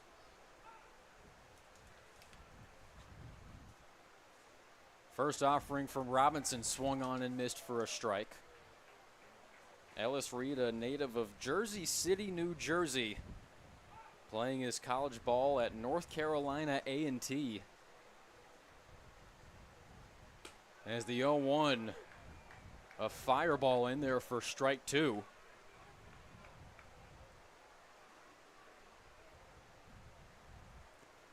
Pitcher Jack Robinson plays his college ball at Roanoke College. There's a high pop up into right.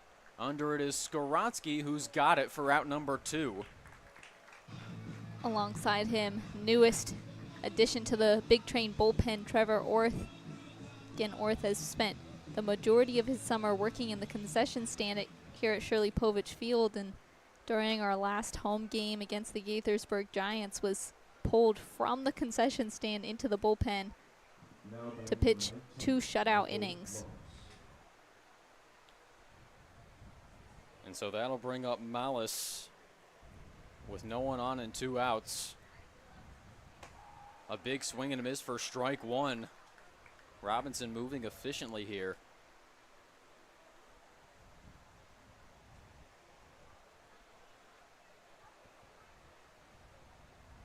The 0-1. That one in there for strike 2.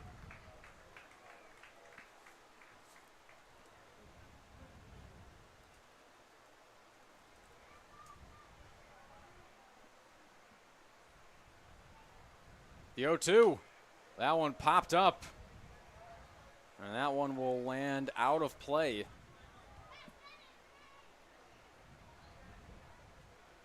So the count's still 0-2 on Malice.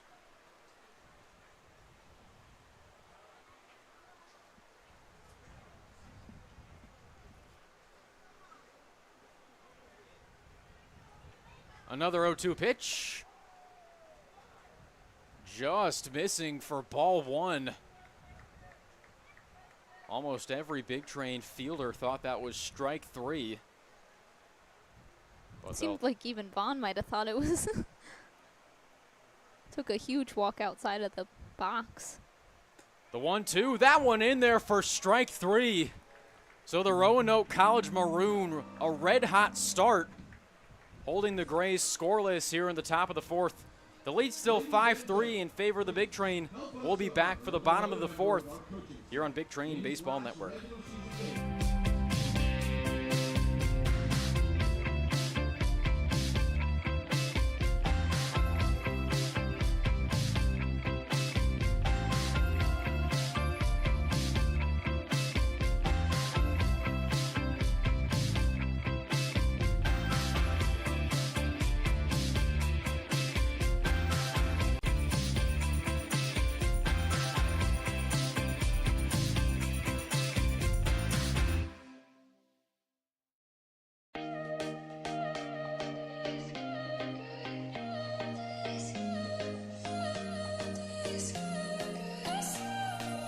Wait for me. Keep watching you when you leave. Something new. Keep hoping you feel this too. Holding on and on and on and on.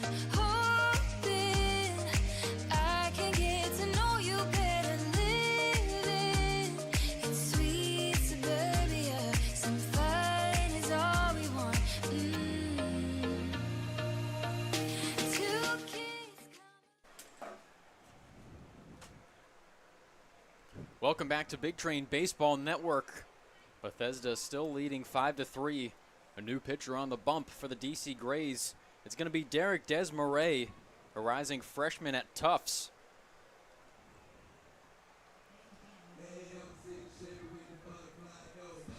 As it'll be 7, 8, 9 due up for the Big Train. The bottom of the lineup.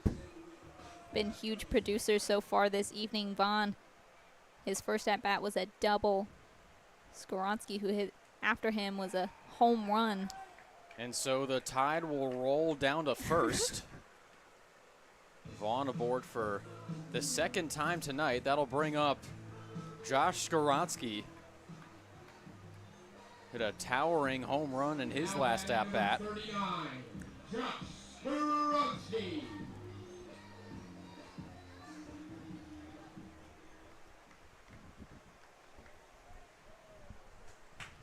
First offering to Skoronski outside for a ball. Let's see if he does the signature squat. Yeah, there it is.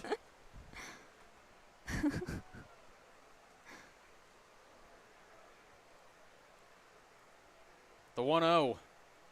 That one low and inside for ball 2.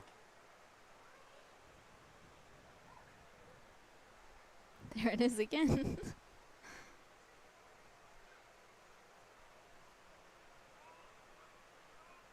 It is interesting to watch all the players' rituals at the plate. Skoronski with his squat and laying the bat down flat over the plate. You've seen Andrew Williamson draw a cross over the plate. And he also does a couple of rotations with the bat before he swings. The 3-0 to Skoronski, just missing for ball 4. So already a productive evening for one of the newest Winthrop Eagles, as that'll bring up Guerrero with runners on first and second. Still no one out here in the bottom of the fourth. Number 23, Jack Guerrero.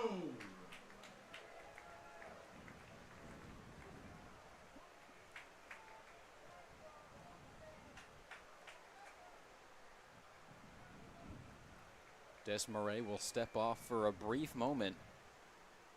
Now this will be Desmarais' 10th appearance of the summer. Allowed just 2 hits, no earned, and 2 innings pitched a couple of days ago in a 5-3 win over the T-Bolts. Has allowed just 6 earned in 16 innings pitched. As we're going to have a mound visit between Desmarais and Malice.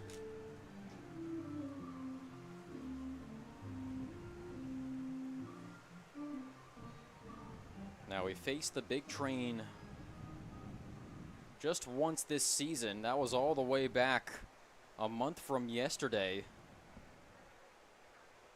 faced just 4 batters, didn't allow a hit. And a bit of trouble here as the count moves to 2-0 on Guerrero.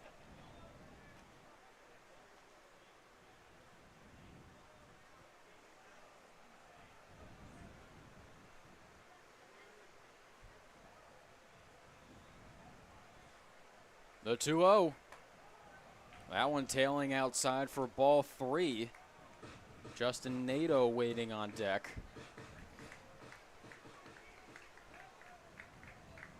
Looks like we're going to see another mound visit over to Desmarais.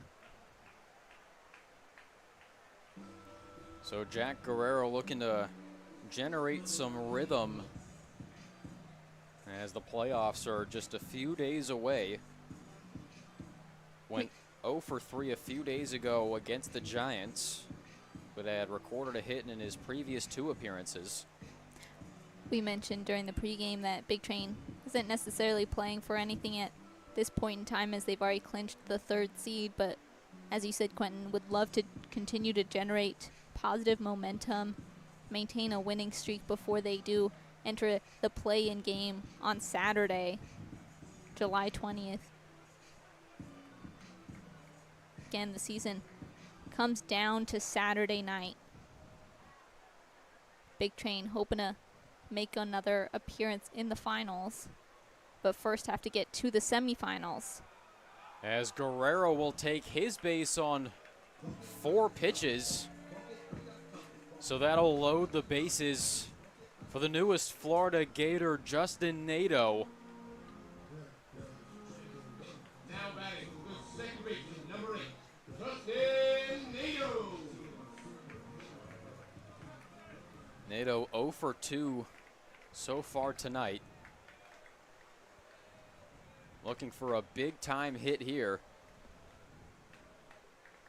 The first offering is in the dirt for a ball. It's Vaughn on third, Skowronski on second, Guerrero at first. We saw a couple of innings ago Anthony Ruocco clearing the bases with an extra base hit.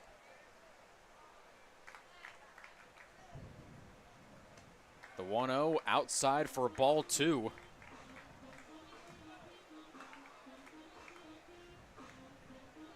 Desmarais in a bit of a pickle.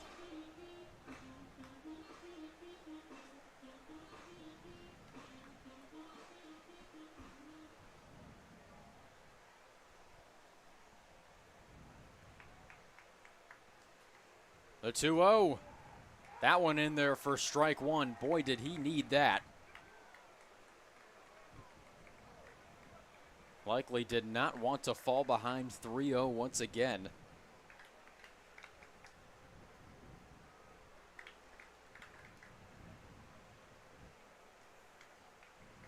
The 2-1.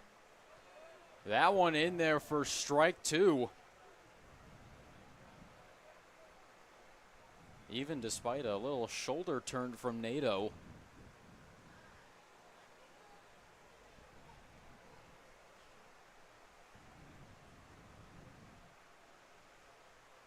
Again, although the Big Train has a 2-run lead, would like to take advantage of the bases. That one's grounded to second, glove by Lavagna, on to second for 1, no throw to first. Vaughn scores from third. So the lead now 6-3 in favor of the Big Train. That's 4 innings in, all 4 seeing Bethesda scoring at least 1. And oh man, look who's coming up to the plate. It's Andrew Williamson with runners on the corners. Looking for RBI number 34 and perhaps more. Let's see what Williamson has in store. Yeah, I read Dr. Seuss. No big deal. That first pitch low and inside for ball 1.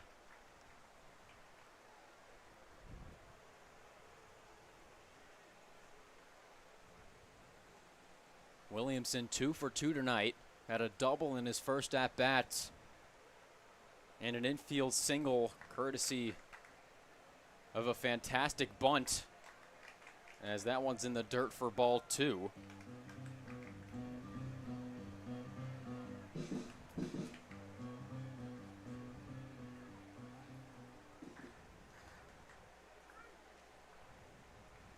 Oh, as I take a look down to the concourse, looks like Chris Diaz and Jordan Crosland making their way down the third base grandstand as the count moves 3-0 on Williamson, with Keenan Bowman waiting on deck.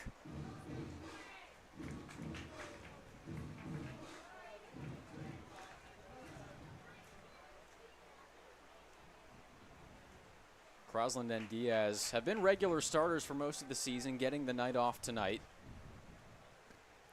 Chris Diaz, also a Cal Ripken League All-Star, represented the Northern Cal Ripken League during the All-Star game, along with Andrew Williamson, who's at the plate. Nato commanding a lot of attention over at first.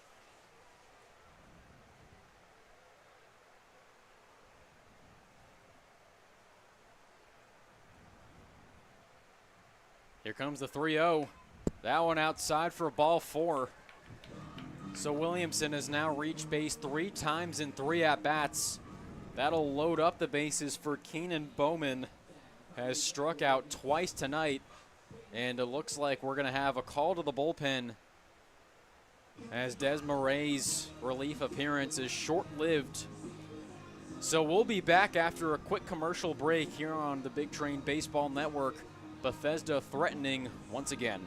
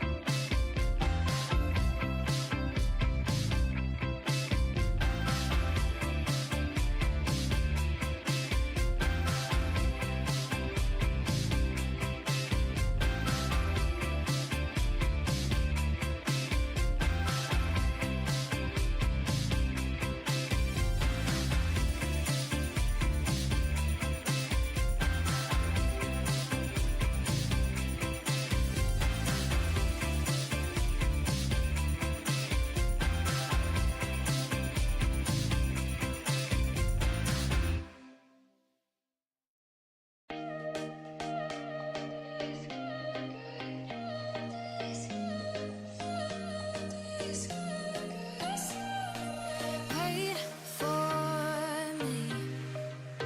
Keep watching you when you leave.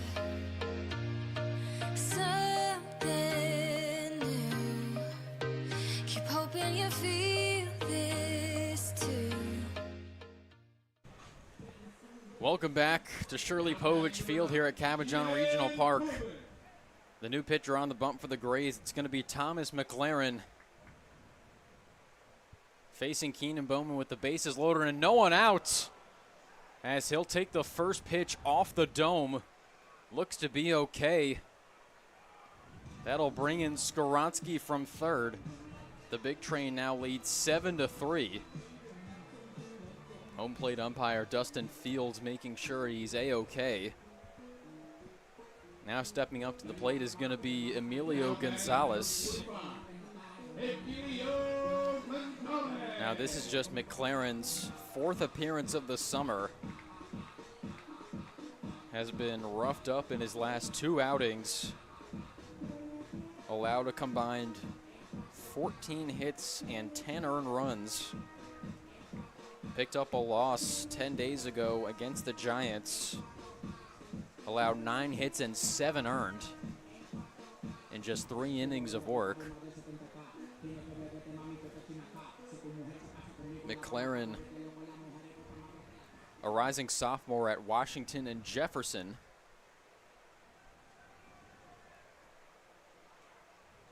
The first offering to Emilio Gonzalez is in there for a strike.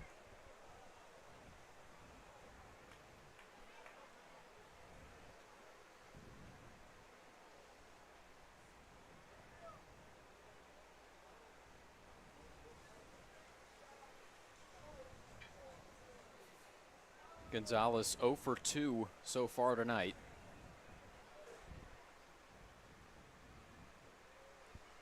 The 0-1, and off speed, misses outside for a ball.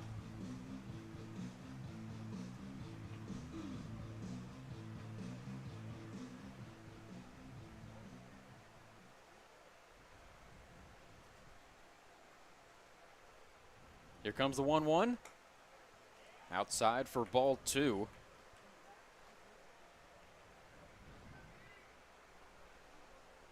Waiting on deck is the third baseman, Westley.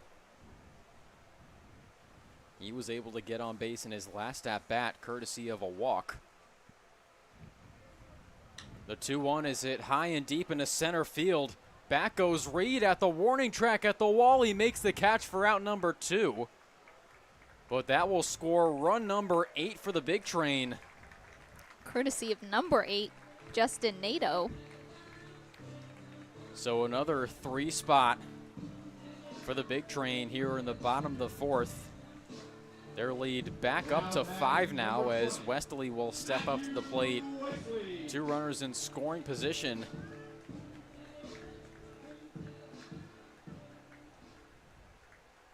Williamson on third, Bowman on second. First offering to Westley is in there for a strike, as I have just spotted a gentleman in a mustard costume. Actually wore a very similar outfit for Halloween 2021. That one over the head of Westley. Here comes Williamson. He will score for the 3rd time tonight on a wild pitch. Williamson having a heck of a night, not only from the plate but on the base path. Couple of gutsy runs off of third. So He's now scored the 9th run of the game. The Big Train now tripling up the Grays. They lead it 9-3 here in the bottom of the 4th.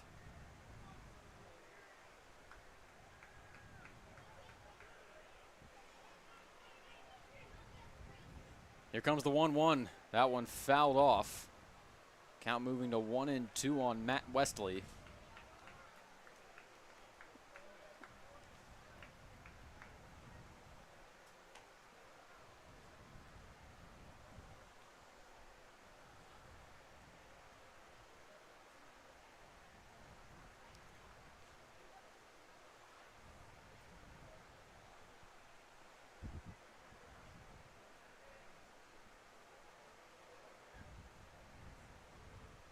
Here comes the 1-2. That one gets by Malice. Here comes Bowman. He'll score run number 10 easily.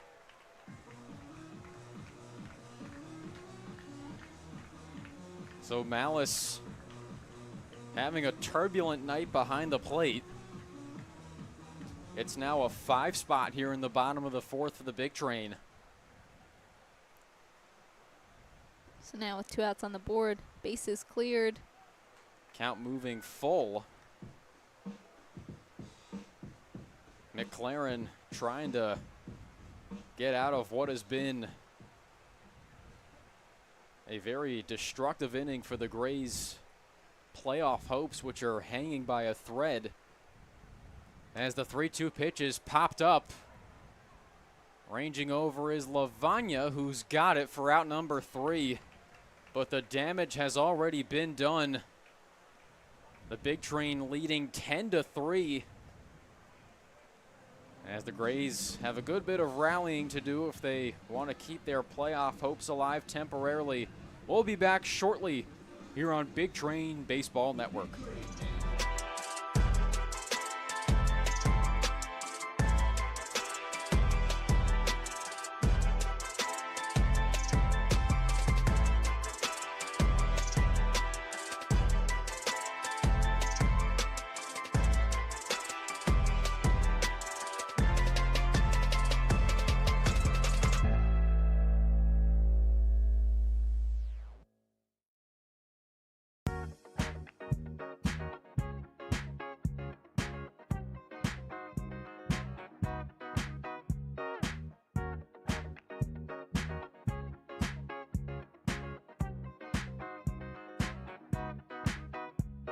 The juice is in the mix, it'll fix you up. I'm gonna ride the boogie train till the sun comes up. Ride the boogie train, ride the boogie train, ride the boogie train till the sun comes up. Meet me in the corner, no. Meet me in the corner, no. Meet me in the corner, no. Meet me in the corner, no. Boogie down, mix up. Boogie down, fix up.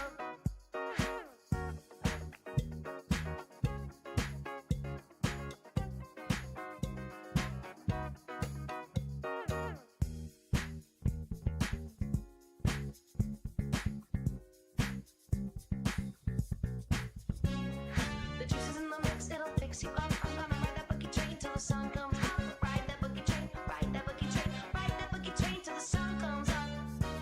Till the sun comes up.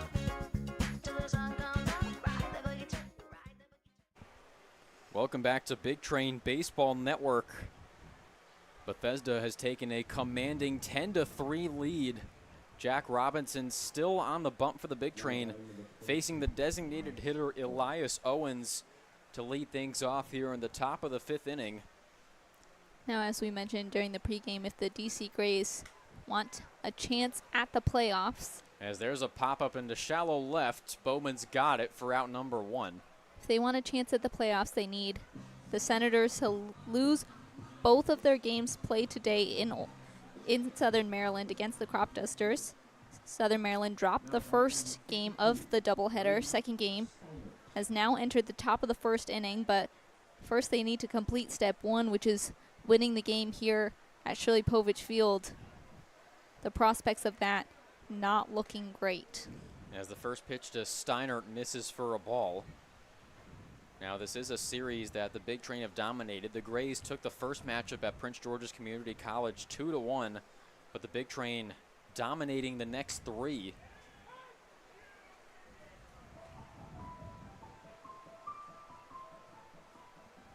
As the Big Train have scored 26 runs against the Grays in their last 3 contests. The Grays have scored just 3. That one another high pop-up into shallow left center field. Bowman's under it for out number 2. So that'll bring up the third baseman, Matt Colella.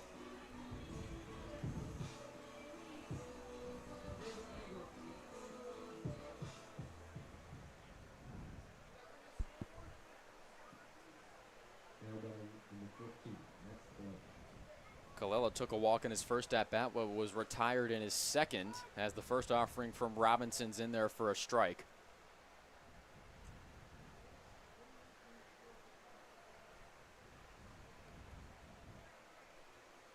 The 0-1. That one another high pop-up. Can Bowman make it 3 for 3? Yes! So a busy half inning there for Keenan Bowman, recording all 3 outs. The Grays retired in order. The Big Train will look to add on to their lead in the bottom half of the 5th when we come back here on Big Train Baseball Network.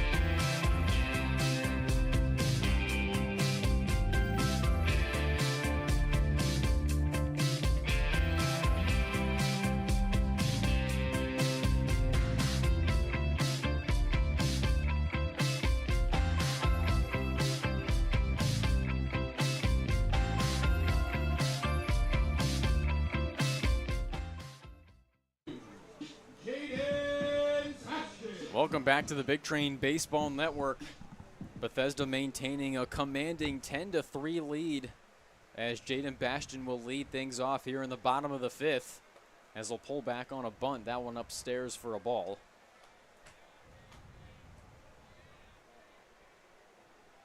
Still on the mound is Thomas McLaren.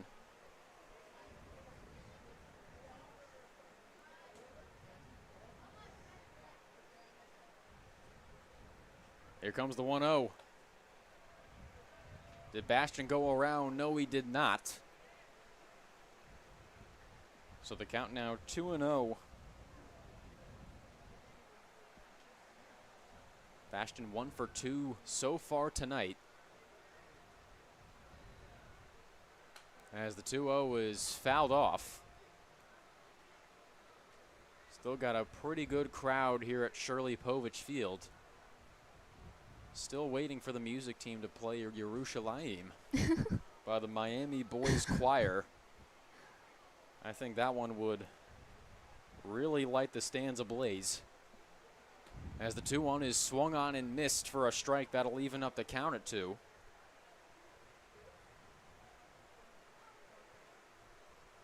It's funny, the song had been well known for a while, but I only found out about it this past year. Was it from when it was trending on TikTok? That was where its fame amongst our demographic originated. But it was all the way back in, I believe, August of 2022.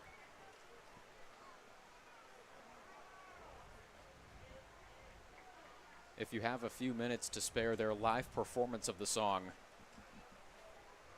is pretty good.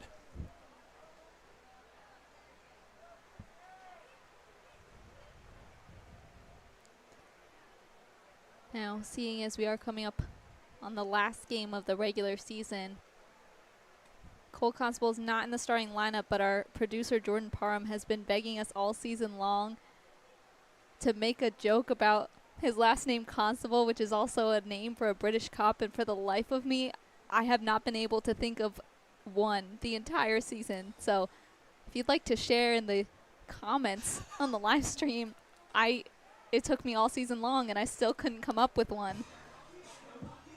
Would you say Constable's been jailed for the night? I wouldn't want to diss him like that. I was more going to try and spin it in a way of how good he is from behind the plate defensive-wise, or maybe at the plate. I guess the perfect opportunity would have been in South County when he stole his first base, and I just missed the opportunity completely. Well, it looks like we are going to have another pitching change. I guess we can take the quick break to possibly think of a few, but again, it's got to come naturally, you know? So we'll be back shortly here on Big Train Baseball Network. We're going to start brainstorming a little bit.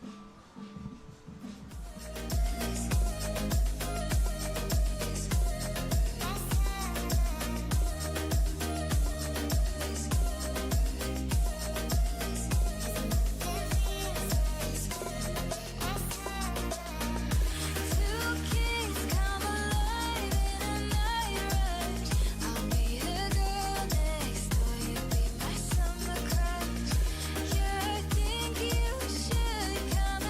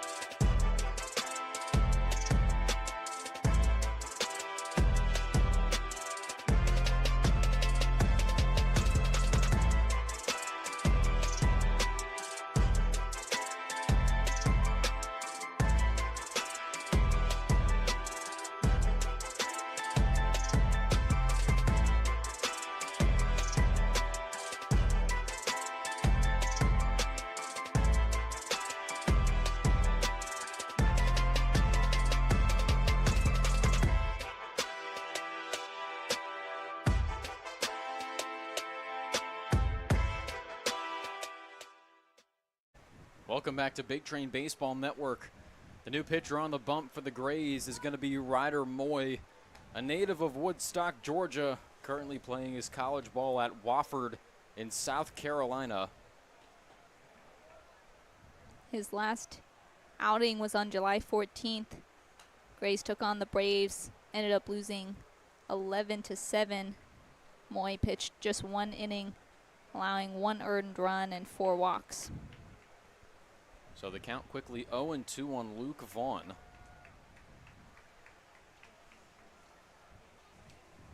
Vaughn has reached base on his first 2 at-bats. Started off with a double and then a hit by pitch. There goes Bastian again, but he'll have to go back to first.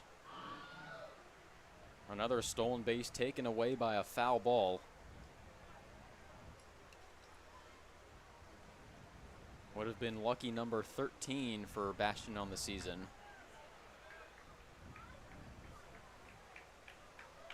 Although I'm sure the having to retract on a foul ball is much more favorable than the phantom runs he scored in South County earlier this week. As Vaughn goes down looking. So that'll record out number 2. And we'll bring up the right fielder, Josh Skowronski. Josh Skowronski.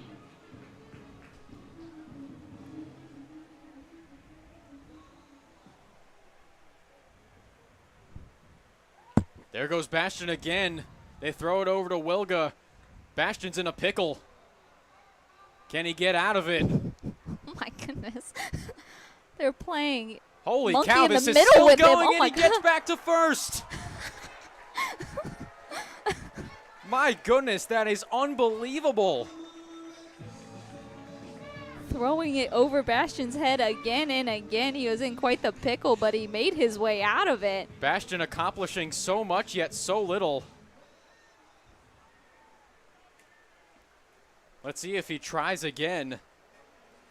That is incredible. Put in such a tight squeeze between first and second, but outran and outwitted the infielders on the Grays.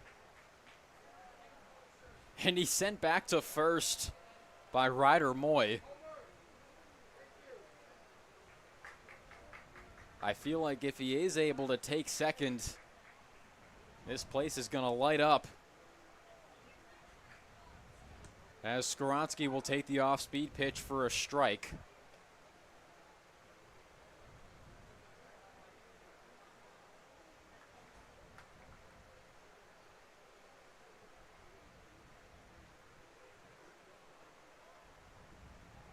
Sent back to first again by Moy. Now we've seen a handful of times. There almost seems to be a positive correlation between the amount of times a runner on first is sent back and whether they end up trying to steal second or not. As the count moves to 1-1 on Skowronski.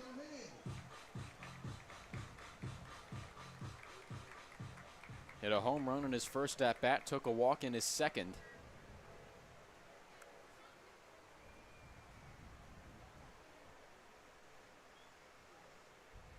The 1-1. That one low and inside for ball 2. Ryder Moy entering tonight with a 5.87 ERA in 15 1/3 innings pitched.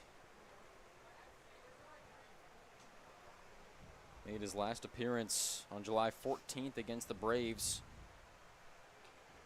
Allowed 1 earned in just an inning pitched. That one an 11-7 victory for Metro SoCo.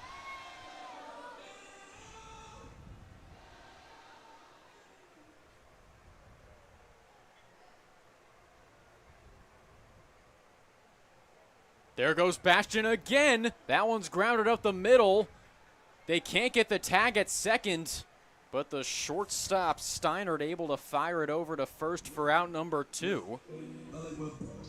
So a runner in scoring position with 2 outs for Jack Guerrero. With the score 10-3, things looking daunting for the DC Grays. And to add on to their troubles, it's the top of the second in Southern Maryland. The Senators have taken a 2-0 lead over the Crop Dusters. So a Grays loss would mean playoff appearances for both the Senators and the Braves, as Bastion taking third. That's his 13th steal of the season. Mamma mia, there he goes again.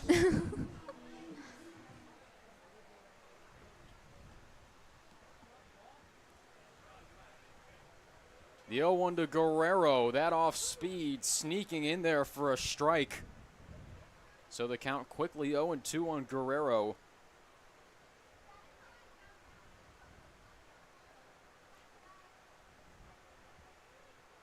The 0-2, that one in the dirt for a ball.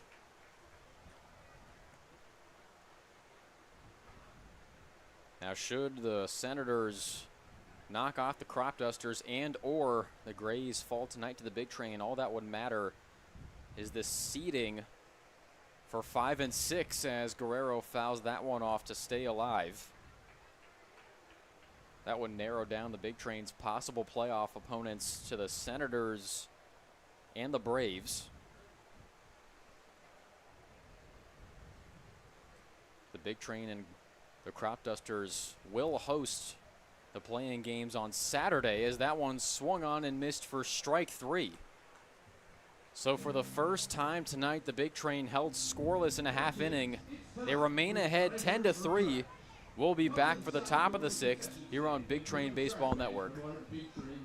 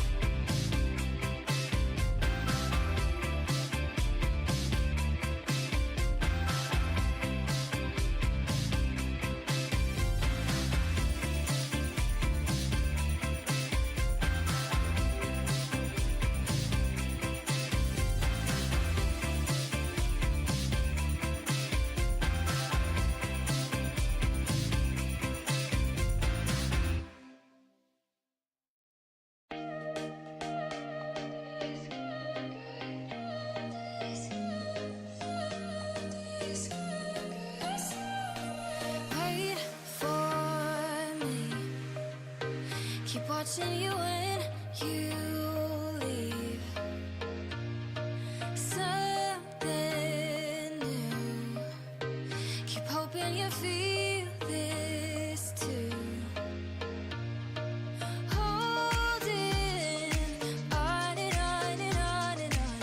Hoping I can get to know you better. Living in sweet suburbia. Some fun is all we want. Two kids come alive in a night rush. I'll be the girl next door. Welcome back to Big Train Baseball Network. The Big Train still leading by a touchdown as we enter the top of the 6th inning with a new pitcher on the bump. It's going to be Shepherdstown's finest and Ripken League All-Star Aiden Rittenauer. Rittenauer has enjoyed a very good summer for the Big Train thus far, sporting a 3.63 ERA in just over 17 innings pitched. Although he's looking to bounce back from a rough outing in South County a couple nights ago. Allowed 2 earned in just a third of an inning.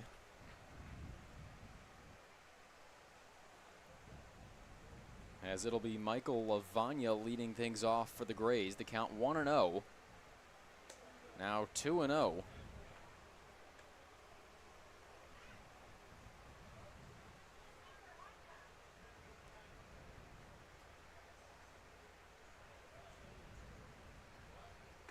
That one in there for strike 1. And on the concourse below us, the Catalyst hot dog cart bids adieu to Shirley Povich Field. Just want to say a happy National Hot Dog Day to all those out there. Catalyst hot dogs have provided the Big Train with an elite ballpark food for several years now. As the 2-2 off-speed pitch is in there for strike 3. So Rittenauer off to a nice start, sending Lavagna down looking. That'll bring up the first baseman, Joey Wilga. Wilga been having a strong night from the plate, was walked during his first 2 at-bats this evening.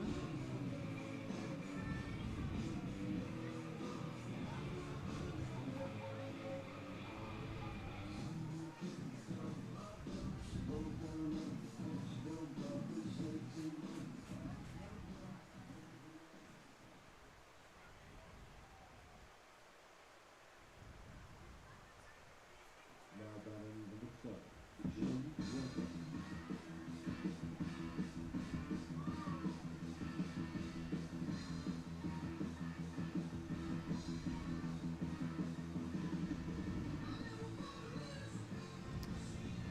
So after a quick stoppage in play, Wilga will step up to the plate. The score in Waldorf now 3-2 in favor of the Crop Dusters. Kevin McMeans hitting a 3-run shot off of Davis Rivers.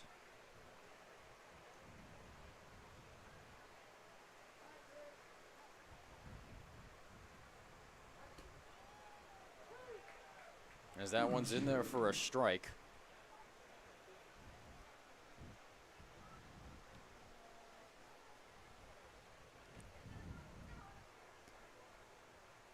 Again, the Grays are a third of a way from clinching a playoff spot. Need the Senators to lose both their games played today. Senators lost the first one, are now sitting behind in the score, but would need to win tonight as well. Now I apologize, that home run actually hit by Sammy Lace. The count moving even on Wilga.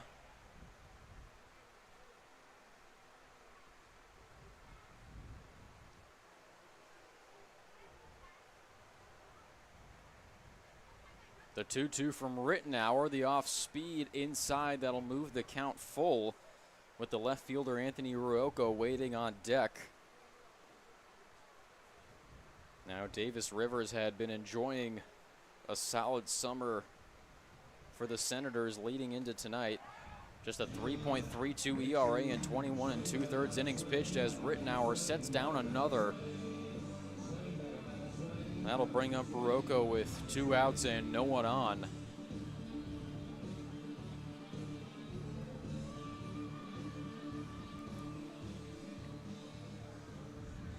batting number 9, Anthony Ruocco. First offering to Ruocco, low and outside for a ball.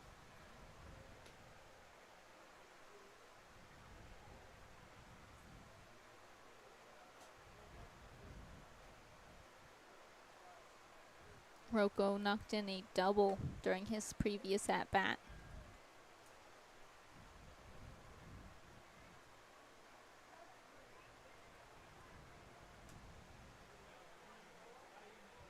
The 2-0 pitch, that one lined up the middle for a base hit.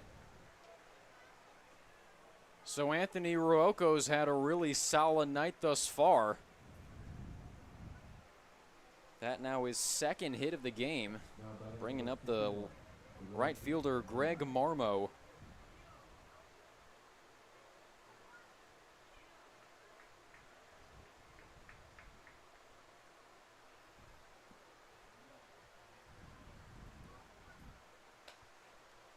That first pitch missing for a ball.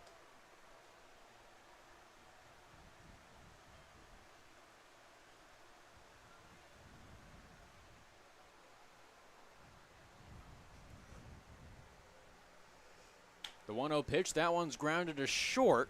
That one's fielded. It looks like Landon Franklin's in the game for Keenan Bowman. So that'll record out number 3. No runs, 1 hit, 1 left on base for the Grays, who still trail by 7. We'll be back for the bottom of the 6th shortly here on Big Train Baseball Network.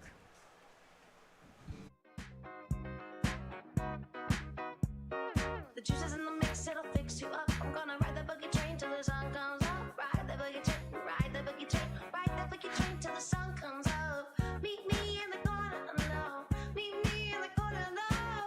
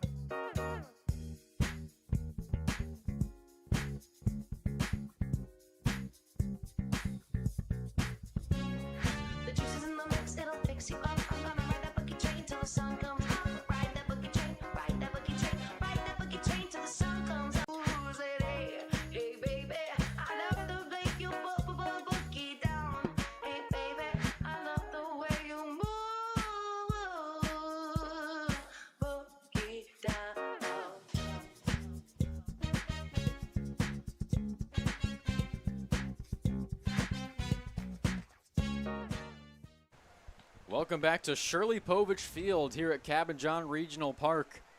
The Big Train will look to add on to their already comfy 10-3 lead. It's going to be the top of the order due up. Justin Nato leading things off by fouling off a pitch for strike one.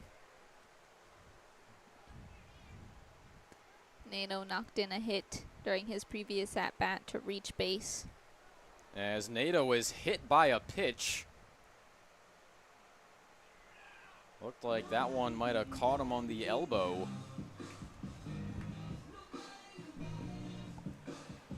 So Nato will reach base for the second time this evening. That'll bring up Andrew Williamson.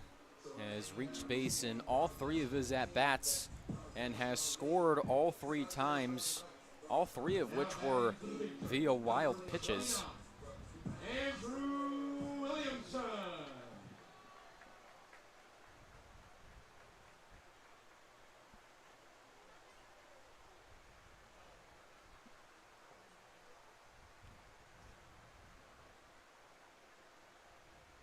First offering to Williamson. That one's lined into left field for a base hit. He does it again, reaching base for the fourth time tonight. Might have to check his back pockets for batteries. As that'll bring up Landon Franklin, who subbed in for Keenan Bowman last inning.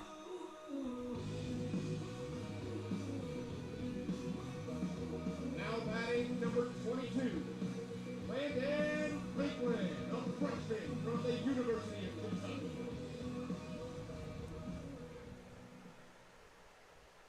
Franklin almost at the century mark in at-bats this year for the Big Train, as he'll swing and miss at the first pitch for a strike. Looking to bounce back. Just one for his last 14. Went 0 for 3 yesterday against the Crop Dusters.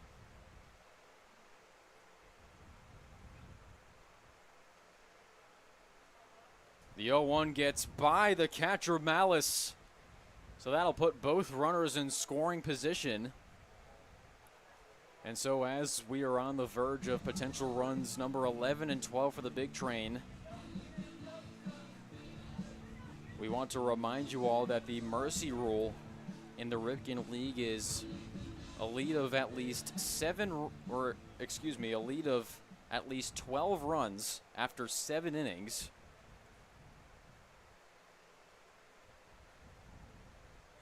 As the 1-1 is popped foul for strike 2. Looks like he hit the tree, Jim. And it looks like we have another pinch hitter waiting on deck in Jordan Crosland.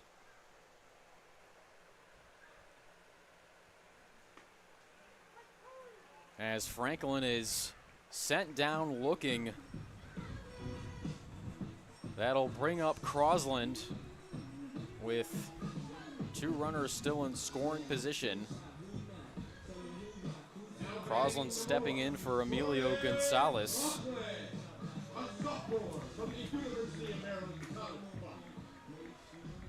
A rare non-start for the Maryland Terrapin, but an early opportunity to generate some ribbies as he'll take the first pitch for a strike.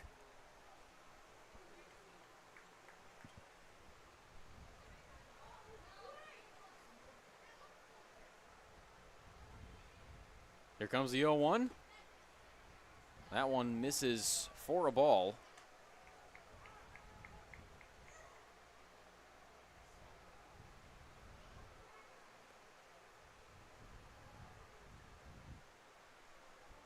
The 1-1. That one a big swing and a miss for strike 2.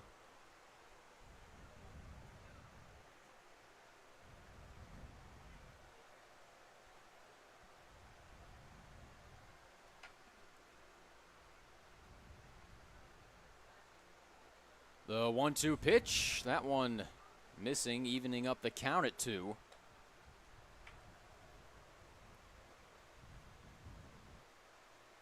Crosland batting .241 entering tonight. A couple of home runs and 18 RBIs. Went over 2 yesterday in Olney as the count runs full. had a hustle double the game prior against the Braves.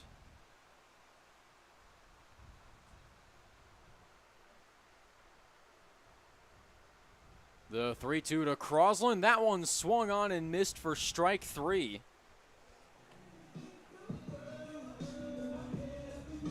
So that'll bring up Wesley with runners still on second and third.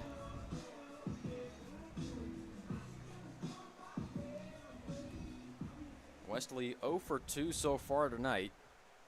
Recorded a walk in his second at-bat, but was retired in his first and third. As there's that slider again for strike 1.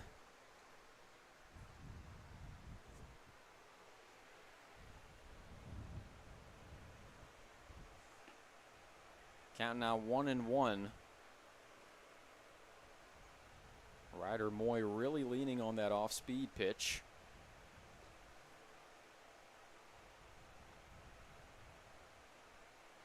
Here comes the 1-1. That one running inside for ball 2.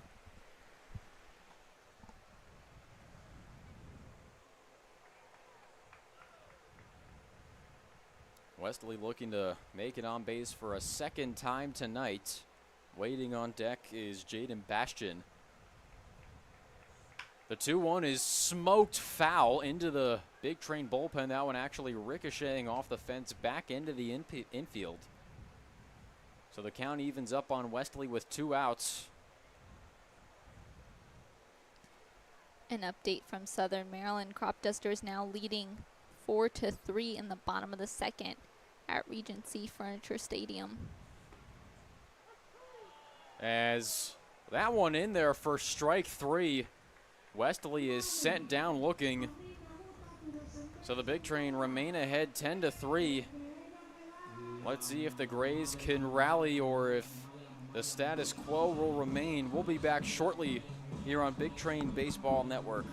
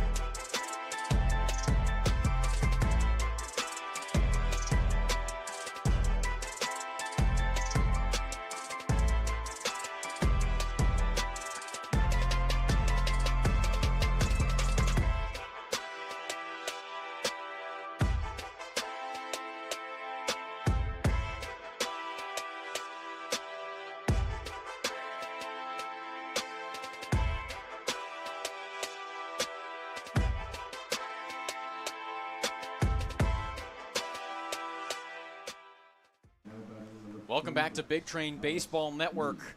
We've got a new pitcher on the bump once again for the Big Train. This time it's the orthopedic Trevor Orth. making yet another relief appearance, much to the pleasure of the Big Train crowd here at Shirley Povich Field.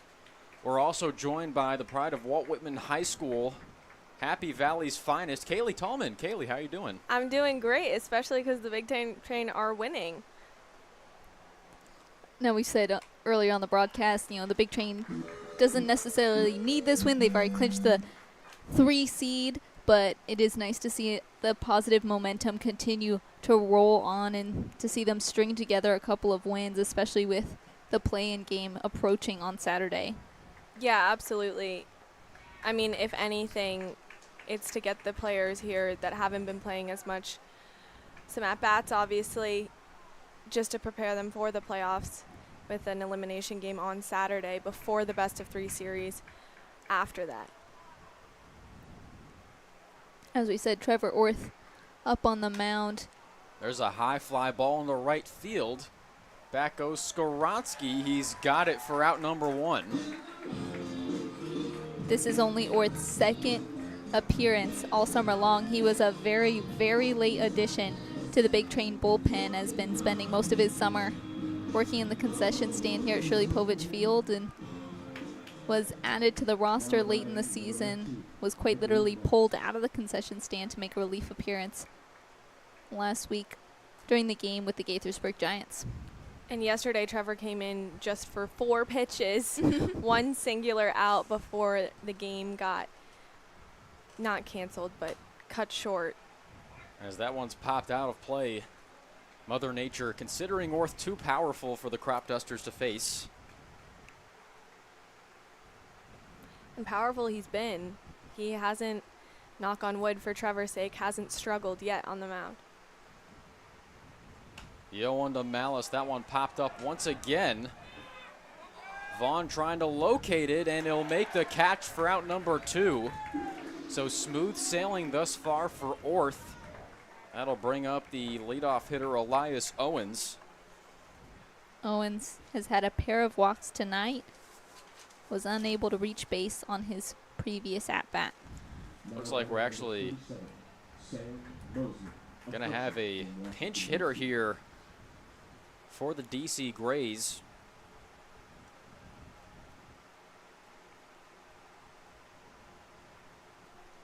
Stepping in for the designated hitter, Elias Owens. 0 for 1 tonight, recorded 2 walks in his first 2 at-bats, but was retired in his last at-bat. There's strike 1 for Trevor Orth. It's going to be Sam Mosman pinch hitting at the plate, currently facing an 0-1 count. The 0-1 off speed, just missing for a ball. And this Mosman, a rising freshman at New York University. Here comes the 1-1 from Orth. That one fouled off for strike 2. Mosman, a DMV native, hails from Washington, D.C., is a rising freshman at New York University. the positive of the addition of Orth late in this season is that he hasn't pitched all season, so his arm is so much fresher than the majority of guys in the bullpen, especially when the Big Train are in need of pitchers at the moment. You make an excellent point. I was talking to Trevor's father at the away game in Silver Spring, and he was saying that Trevor's original plan was to take the summer off. He threw, I think it was 20 innings for Roanoke College in the spring. And as you said, the wear and tear of summer baseball is intense. So it is nice to have a fresh arm. Full count offering, swung on and missed for strike 3. The orthopedic going to work once again, another smooth half inning. The Big Train still leading 10-3. We're going to stretch here at Shirley Povich Field, the bottom of the 7th coming up here on Big Train Baseball Network.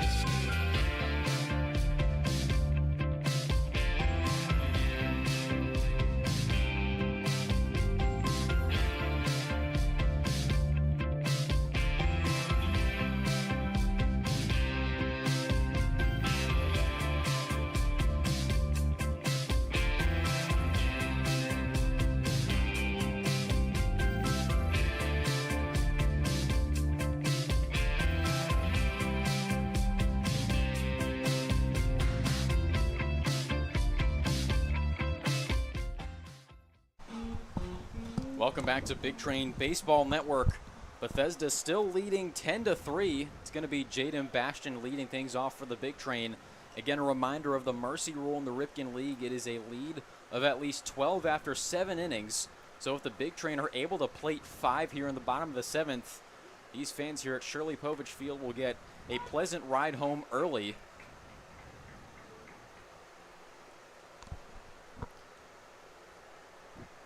Count 1-1 on Bastion. That one grounded down the third base line and foul. We got to see the art of the Bastion base running earlier in this game, when again he found himself trapped between first and second and remained safe at first. That was an incredible movement across the base path. They were just tossing the ball over his head again and again, and somehow he managed to outrun them and outsmart them to make it back safely to first. Here comes the 2-2 to Bastion. That one lined over the glove of Wilga at first into right for a hit. And he almost made the decision there to go on to second, something only he has the speed on this team to do, but quickly turned back around. I don't know. I think Andrew Williamson is also high up there along with Jordan Crossland. But that'll bring up Luke Vaughn.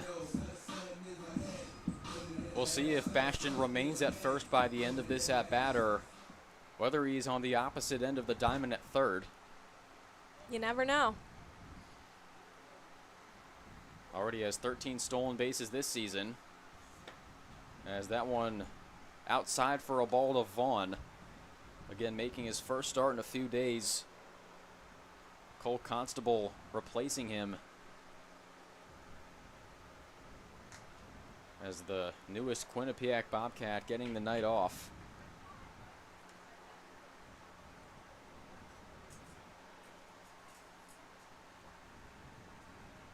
Count still 1-0 on Luke Vaughn.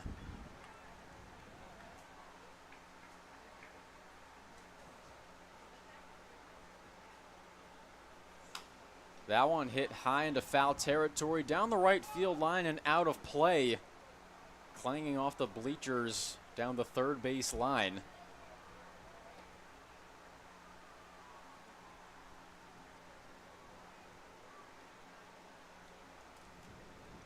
So, Kaylee, I want to ask, obviously this is not necessarily the season that the Big Train have been accustomed to comparatively to years past, but what do you think the vibe is around the team as they're set to host a playing game as the 3 seed on Saturday?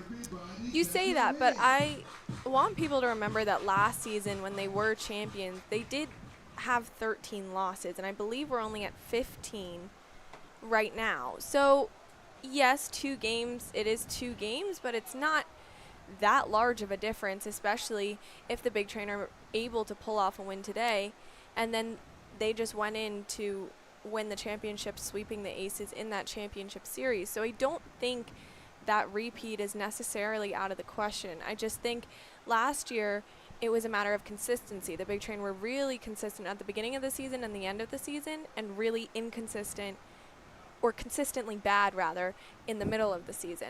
Whereas this season we've seen a lot more variation in play from game to game. And in the playoffs, obviously, that's not possible. You don't have enough time to kind of figure yourself out as a team. So I don't think the mindset is necessarily that this is it. You know what I mean? I don't think the mindset is necessarily that Saturday's it. But I do think consistency is really important in terms of heading into this playoff series. There he goes again. That one grounded to second, glove by Lavagna, on to first for out number 1. But Kaylee, that's a great point you make, especially in a singular game sudden death. There is very little time to figure it out, but we've seen so many times this season the Big Train come back after falling down early. Saw it the other night at Montgomery Blair High School. We already talked about it once here earlier in the game as Josh Skoronsky steps up to the plate. Bastion at third with 1 out here in the bottom of the 7th. As he'll take the first pitch low and outside for a ball. And that mentality isn't lost on last season either. The Big Train found themselves down by, I believe, 3 runs on their final out of the first game in their series against the Crop Dusters and ended up winning that in extra innings.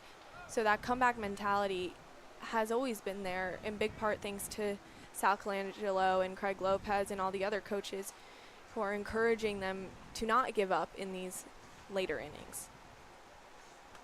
I think you make an excellent point. I think especially with what we saw in Silver Spring, you know, the scoreboard, it was looking daunting, and we heard a lot of noise from the T-Bolts dugout, and then just a grand slam from Andrew Williamson tied the game. So things can flip in an instant. I think that's what has made this season so exciting. So Skowronski will take his base on 4 balls.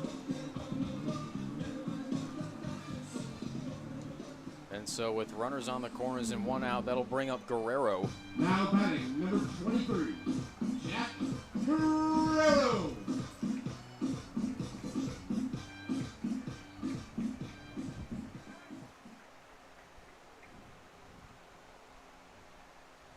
Players are really vibing with the walk-up songs right now in the dugout. As Guerrero looks at that first pitch for strike 1. Now, Kaylee, we talked about this on the pregame show. Andrew Williamson on Triple Crown watch. He leads the league with a batting average of .447, is tied for first with home runs at 9, is sitting just behind Jamie Quinn Irons with 33 RBIs. Jamie Quinn Irons holds 34. Do you think he's going to accomplish this feat? I mean, with his first at-bat today, he got a double.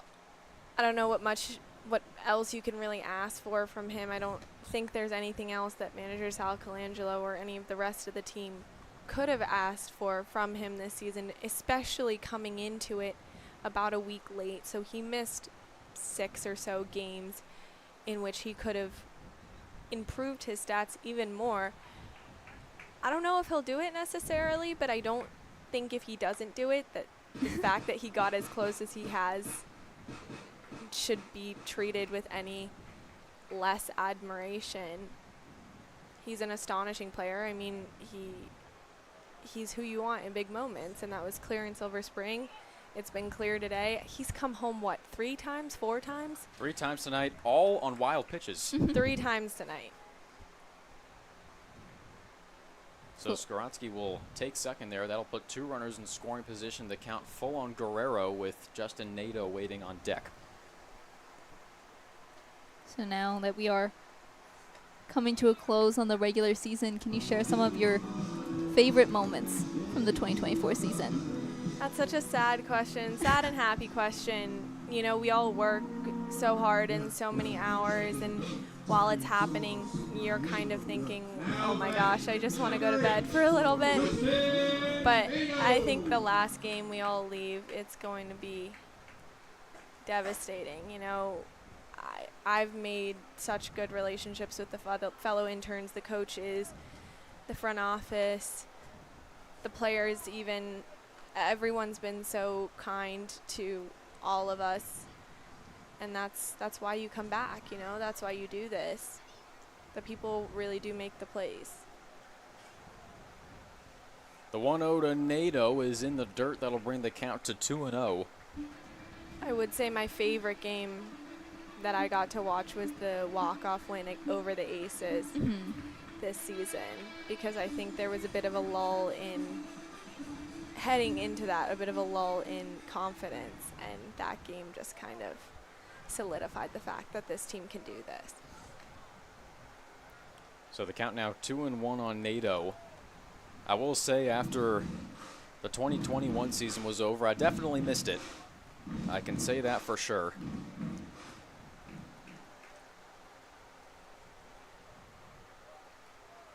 So whether we get another game beyond Saturday or not, it has been a wildly fun and rewarding ride.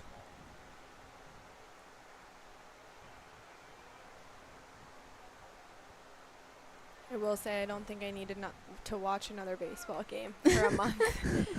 That one getting way away. That'll allow Bastion to score from third. That one just a bit outside. So the count will run full on NATO with Williamson on deck.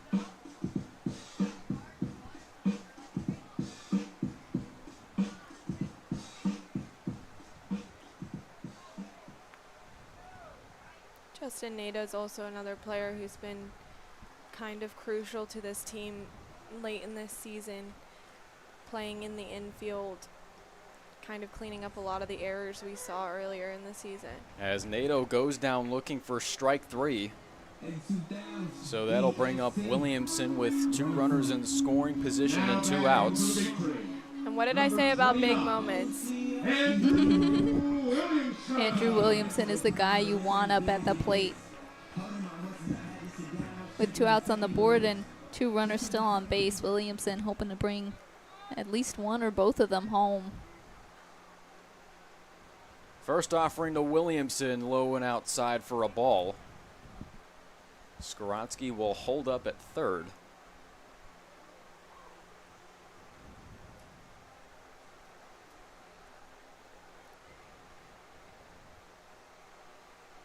I think another thing to note today with the pitching side of things is that everyone who's come in to pitch has for the most part been really consistent. Minus 1 lapse in 1 inning. It's been shutout innings across the board, which is again crucial heading into crunch time. A big swing and a miss on the slider there from Williamson. That'll bring the count to 2-1. Definitely agree. I think we do have a very strong and extensive bullpen.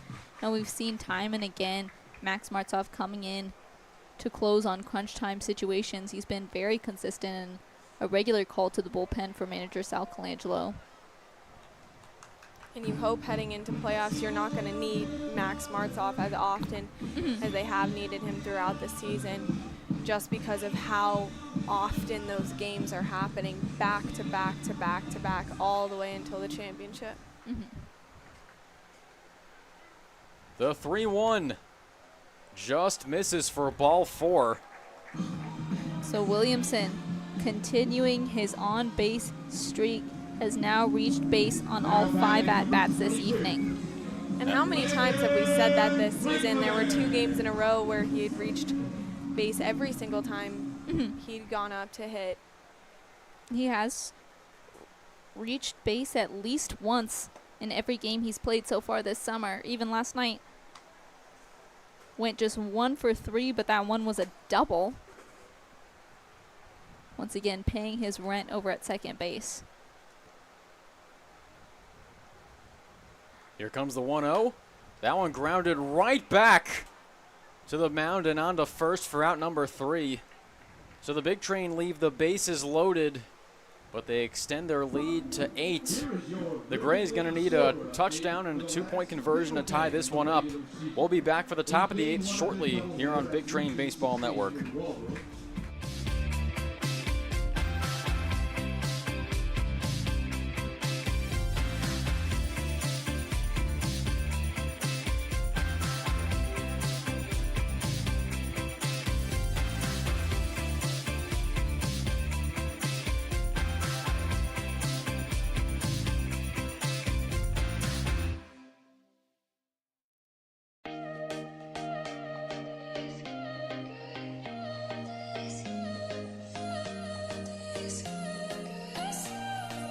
Wait for me. Keep watching you when you leave. Something new. Keep hoping you feel this too. Holding on and on and on and on. Hoping I can get to know you better. Living in sweet suburbia. Some fun is all we want.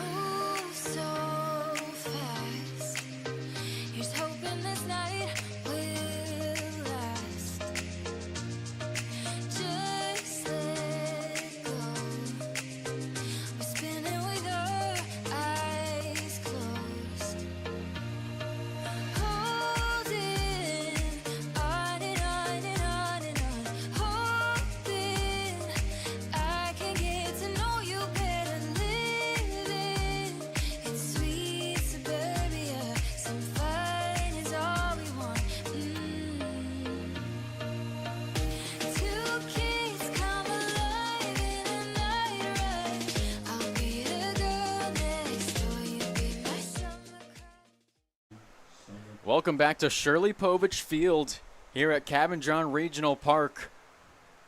We've got an old friend on the mound, long time no see. It's Brandon Cassidy pitching for the Big Train. It's been almost a month since his last appearance for the Big Train. That was on June 19th against the Giants. Looking to end the regular season on a high note as his first offering to Steinert is fouled off. It'll be 2-3-4 due up for the Grays. Since the last time we saw Brandon Cassidy, he has committed to George Mason University, now a Mason Patriot. So congratulations to Brandon Cassidy.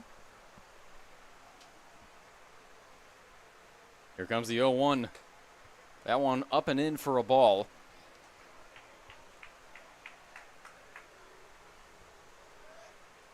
Brandon Cassidy was the Cal Ripken League Pitcher of the Year in 2023. Looking to keep the momentum from last year going into this year's postseason as the count moves to 1-2 on Brady Steinert. Now Cassidy also looking to bounce back from that appearance against the Giants. Allowed 8 hits and 8 earned in just 2 2/3.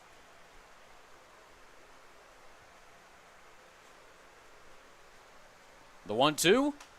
That one popped up foul and out of play.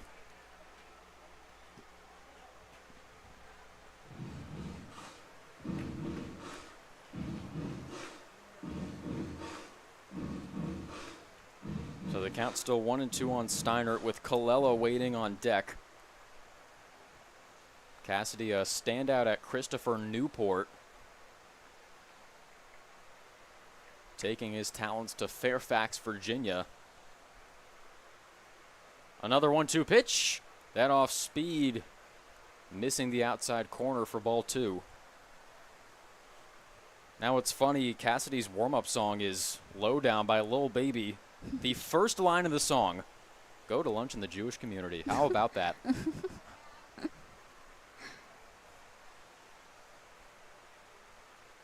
The 2-2, that one's lined right into the glove of Wesley.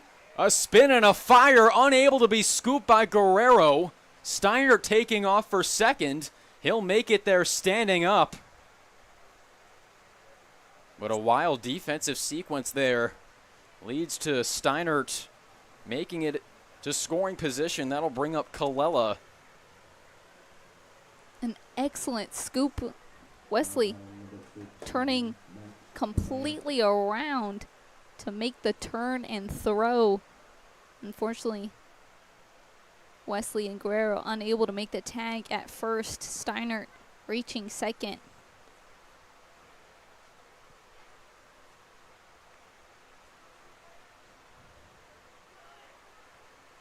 First offering to Colella is fouled off.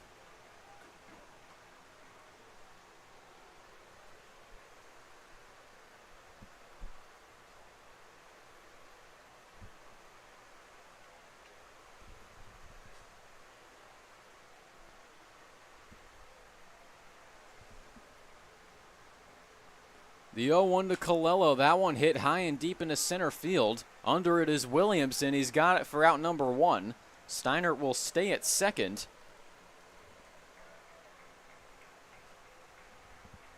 So Colella is retired.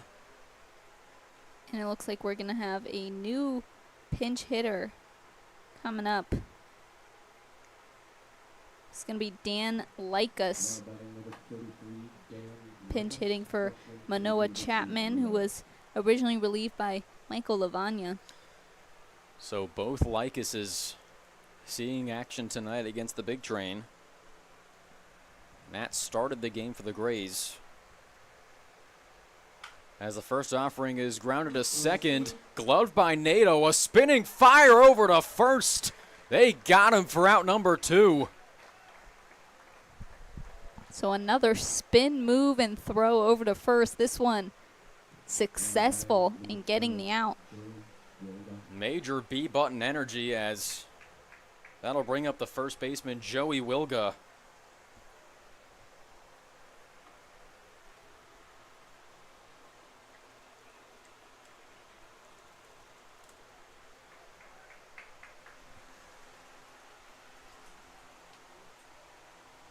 First offering to Wilga, and off speed outside for a ball. Or if you play PlayStation, that would be a circle button NATO just hit. I'm glad you explained that. I actually didn't understand what the joke was there. As the 1-0 swung on and missed for a strike. You're not much of a video gamer? No, I'm not very good at them. I get frustrated with how many things you have to focus on while playing. I think one of my friends was trying to make me play Call of Duty one time, and I got very upset that you had to turn the head of the avatar. That's not a fun game, especially if you're playing with people that actually know what they're doing. That was me throughout most of middle school. In fact, I was so bad at any first-person shooter game that we played, I would just try and find other targets that had nothing to do with the game. Like, I'd be trying to fire at cactuses, any foliage, anything to make me feel at least a little bit okay, as I couldn't do much else. But I'm far better now. That one grounded up the middle off of second base, but that won't affect much as the Grays score their first run since the top of the third inning. Steinert coming home from third on the RBI single from Wilga. That'll bring up the left fielder Ruoko. Still 2 outs here in the bottom half of the, or excuse me, the top half of the 8th inning. Anthony Roca has hit a double as well as a base hit during his previous at-bat. He's looking to continue his success from the plate with a runner still on base. 2 outs on the board.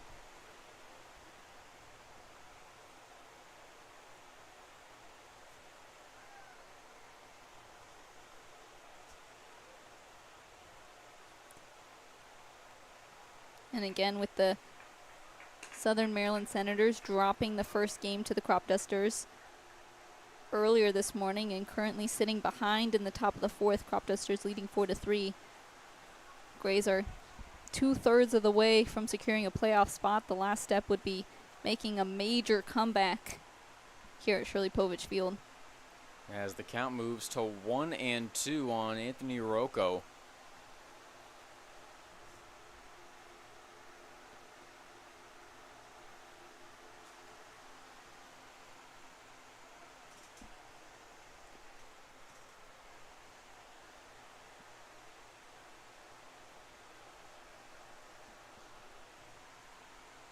That one outside, evening up the count at 2. Cassidy trying to keep this game at 11-4.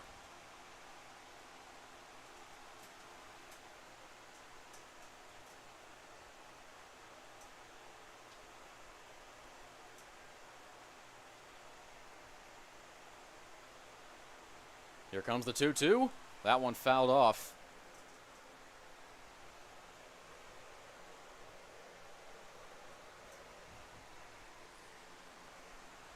Rocco 1 for 2 tonight.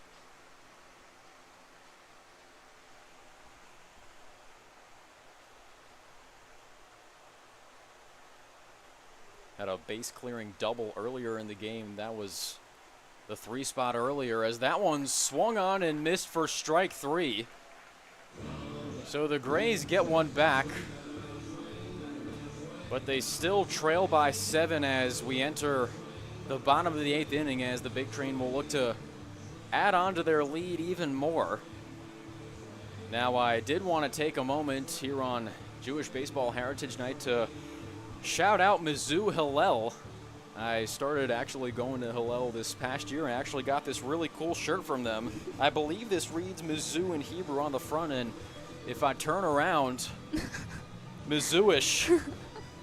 Courtesy of Hillel at the University of Missouri. So I just want to thank my good buddy Aaron Siegel for getting me into Hillel, for helping me go the first few times. I was able to go more second semester, ended up going to Shabbat dinners, and it was really lovely. And I also want to say a big thanks to Gene Snodgrass, one of the heads over at Mizzou Hillel. So I look forward to going more this year. Wanted to show off my cool shirt.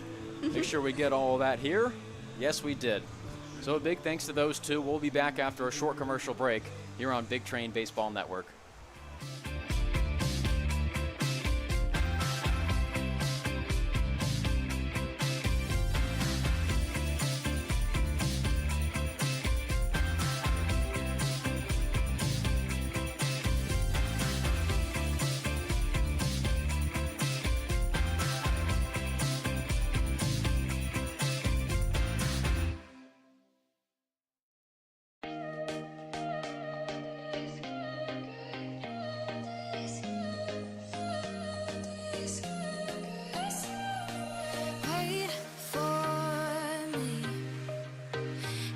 watching you when you leave. Something new. Keep hoping you feel this too. Holding on and on and on and on. Hoping I can get to know you better. Living in sweet suburbia. Some fun is all we want. Two kids come alive in a night rush. I'll be the girl next door. You be my summer crush. Yeah, I think you should come and pick me up. 'Cause nothing feels as good as summer love.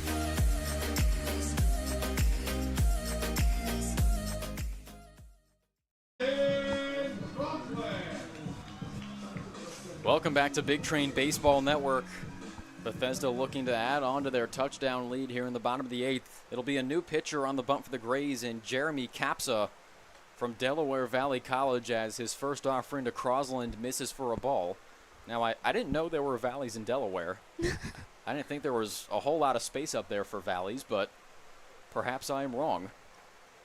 From my understanding, Delaware is a fairly flat state. It does have a beautiful coast. Been to Bethany Beach and Rehoboth. Also, shout out the wonderful Dewey Beach, which I believe is in the middle of both. Mhm. A very common vacation destination for Bethesda residents.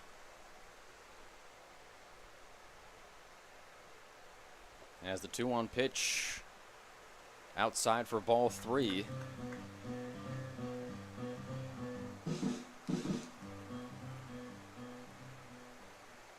This is Capsa's 6th appearance of the summer as Crosland is walked.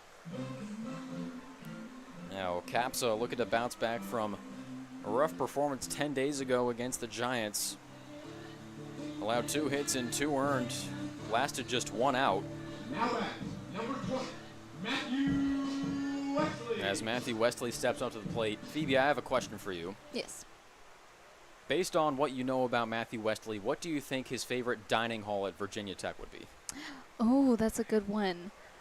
Now I will say I don't know him that well Okay. personally, but I'd say based on the ones that are the most popular, it's probably going to be West End. West End has a lot of great options. My personal favorite, when I actually lived above West End in Cochran Hall, was 770 Deli. So our producer and fellow Virginia Tech Hokie Jordan Parham majorly disagreeing with West End. He is so wrong, though. He is trying to say D2. I very much disagree with that. D2 is a typical dining hall setup, so it's all-you-can-eat type. You pay $4 to enter, and then you can pick from multiple vendors. It's not my favorite. It's never all that crowded in there, and I'll say. That one popped up into shallow right field. Under it is Lavagna for the catch. That'll record out number 1.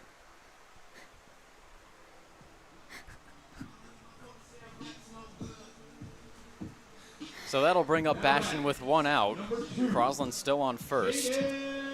Sorry, still on the topic of dining halls, I will say I know that the athletes at Virginia Tech do have access to more food options within the athletics department, so they get their very own tropical smoothie, whereas the other They get a tropical smoothie cafe? Are you kidding me? other students have to go to the one on University City Boulevard. Oh, wow. Although am- I heard from I am- Elizabeth Kitley that they don't put as much sugar in the smoothies as I that mean, one. still, I am peanut butter and jealous.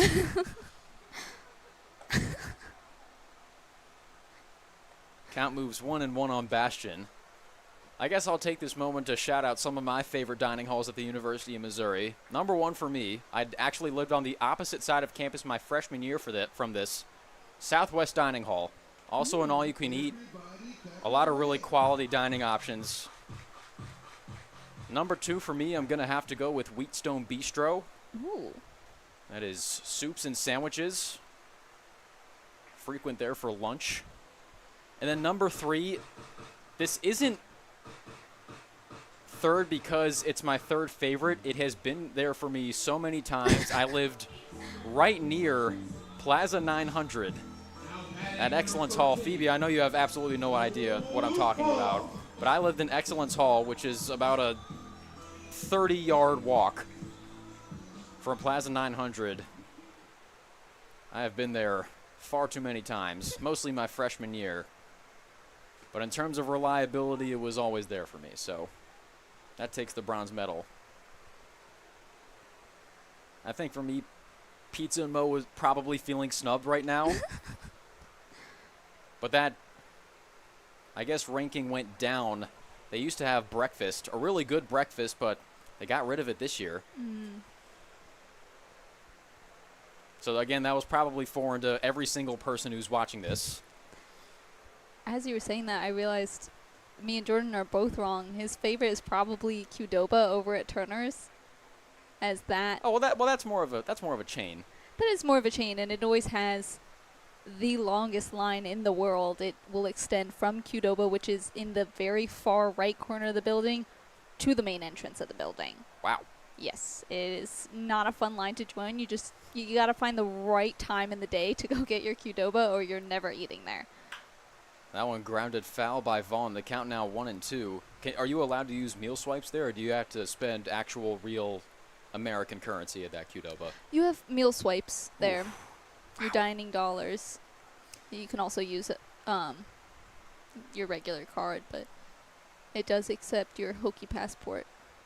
The only chain I believe that's accepted at the University of Missouri is Subway. Really? You don't have a Chick-fil-A? Not on campus or in downtown. There's a Chick-fil-A outside of downtown Columbia. There are pretty much most fast food chains are outside of downtown Columbia, Missouri. What's nice about Mizzou's campus is that the campus feeds right into downtown. Oh, that is pretty nice. As that one will skip away from Malice. Both runners advancing into scoring position. And considering the amount of speed on the base paths with Crossland at third and Bastion at second, you got to think a ball that lands in the outfield is scoring both. I'm thinking about it now. There is a row of food options on 9th Street, which leads into downtown Columbia. As that one's popped up into foul territory, out of play. Let's see if I can get this right by memory. It goes Domino's, the Heidelberg, which is an American food and bar restaurant. Heidelberg, Subway. Oh boy, I'm going to get so flamed for this if I get this wrong. Apartment complex, Wendy's, Chipotle, Starbucks, Bud's Barbecue, amazing barbecue spot. And then at the end is Campus Bar and Grill. If you could use meal swipes at any of those places, that would be incredible. So that'll bring up Josh Skoronsky with the bases loaded and 1 out. Skoronsky started his night off strong with a home run that brought a runner off of second, scoring 2. Hoping for some continued success at the plate. He's also been walked twice this evening. As the count moves 2-0 on Skoronsky. Now the Senators have tied the Crop Dusters at 4. Courtesy of an RBI double from Mike Sweeney. Count now 3-0 on Skoronsky with Guerrero waiting on deck.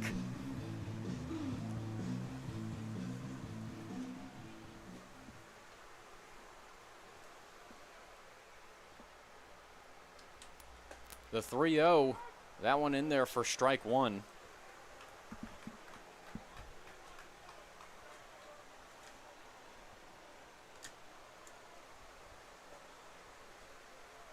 The 3-1 to Skoronsky, that one inside for ball 4.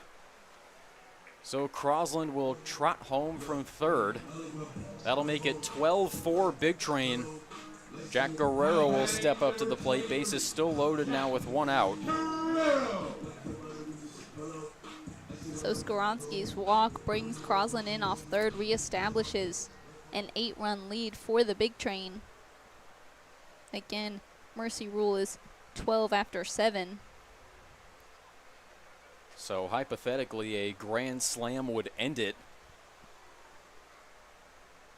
Although we have not seen Jack Guerrero go yard yet this season. And now the Senators have taken a 5-4 lead over the Crop Dusters. Silas Boris bringing in run number 5. That one gets away from Malice. Bastion will stay at third. Again, all the Senators need to do is take this one against the Crop Dusters, and they are into the Ripken League playoffs. But it might not be the worst thing in the world if the Crop Dusters come back and win if this score here holds serve.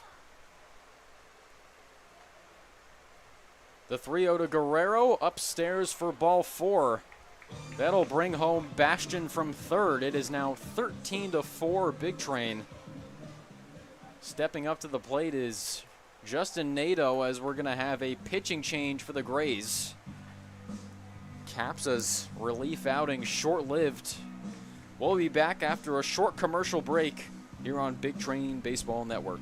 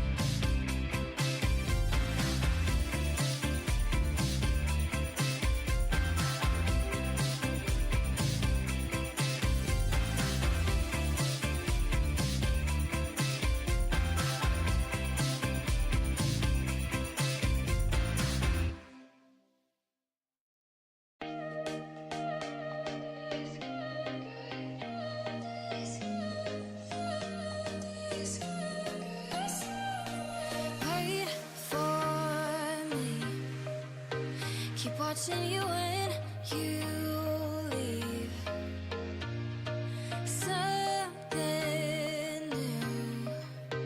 Keep hoping you feel this too.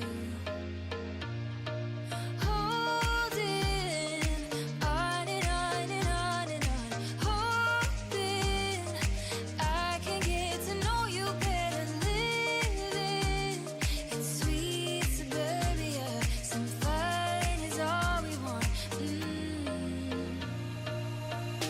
Two kids come alive in a night rush. I'll be the girl next door. You be my summer crush. Yeah, I think you should come and pick me up. 'Cause nothing feels as good as summer love.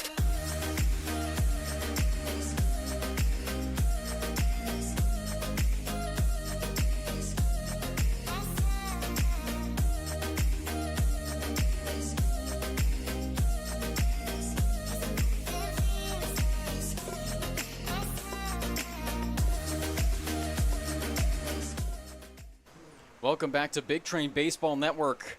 The new pitcher on the bump for the Grays, it's going to be Jai Kapoor facing Justin Nadeau with the bases loaded and one out. His first offering to Nadeau, ripped into right for a base hit. One run is in. Here comes the second. That one scores as well. The throw down to third, not in time. The Big Train now lead 15-4. Just one run away from a Mercy Rule victory. And the man who can put the cherry on top, who else but Andrew Williamson? Now, Nadeau hadn't been super successful from the plate tonight, but What a time to come alive at the plate. A base hit that it brought in 2 more runs. Big Train with runners still on the corners. First offering to Williamson outside for a ball. Everybody clap your hands.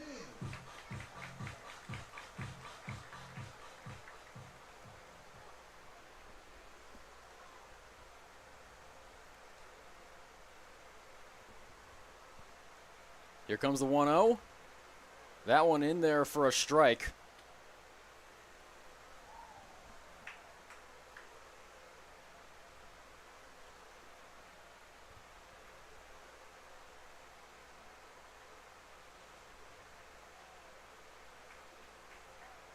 Here comes the 1-1. That one grounded, just foul down the first base line. The count 1-2 on Williamson.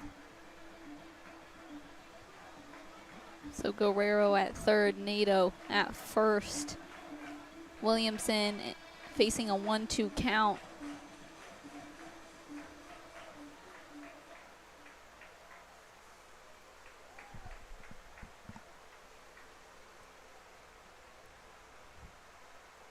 The 1-2 pitch. That one high, evening up the count at 2.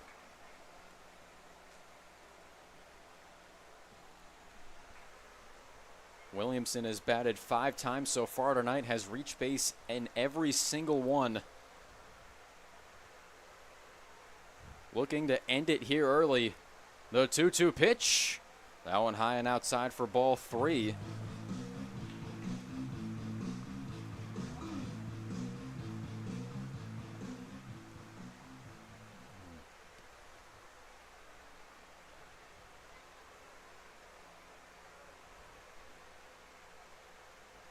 The full count offering to Williamson. That one runs inside for ball 4.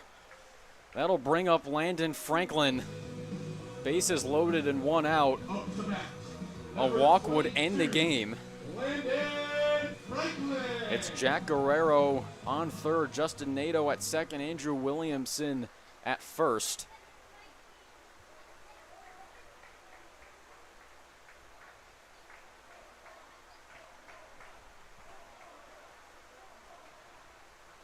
First offering to Franklin. Off speed in there for strike 1.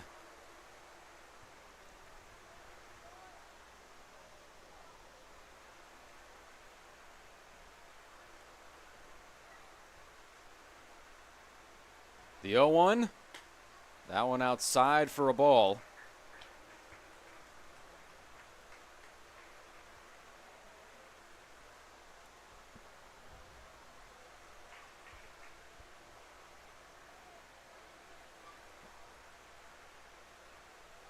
The 1-1 offering.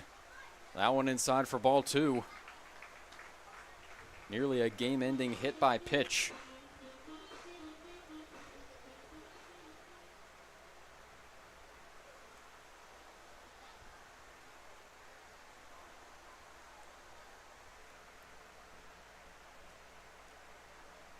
The 2-1. That off speed outside for ball 3.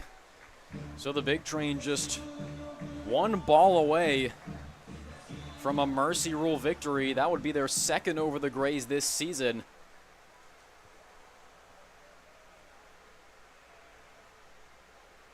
The 3-1 pitch. That one in there for strike 2. Franklin thought that was game-ending ball 4.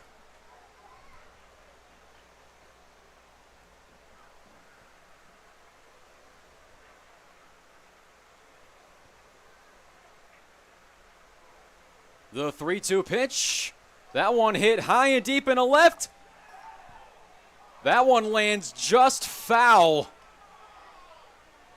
My goodness, by not even inches, rather centimeters.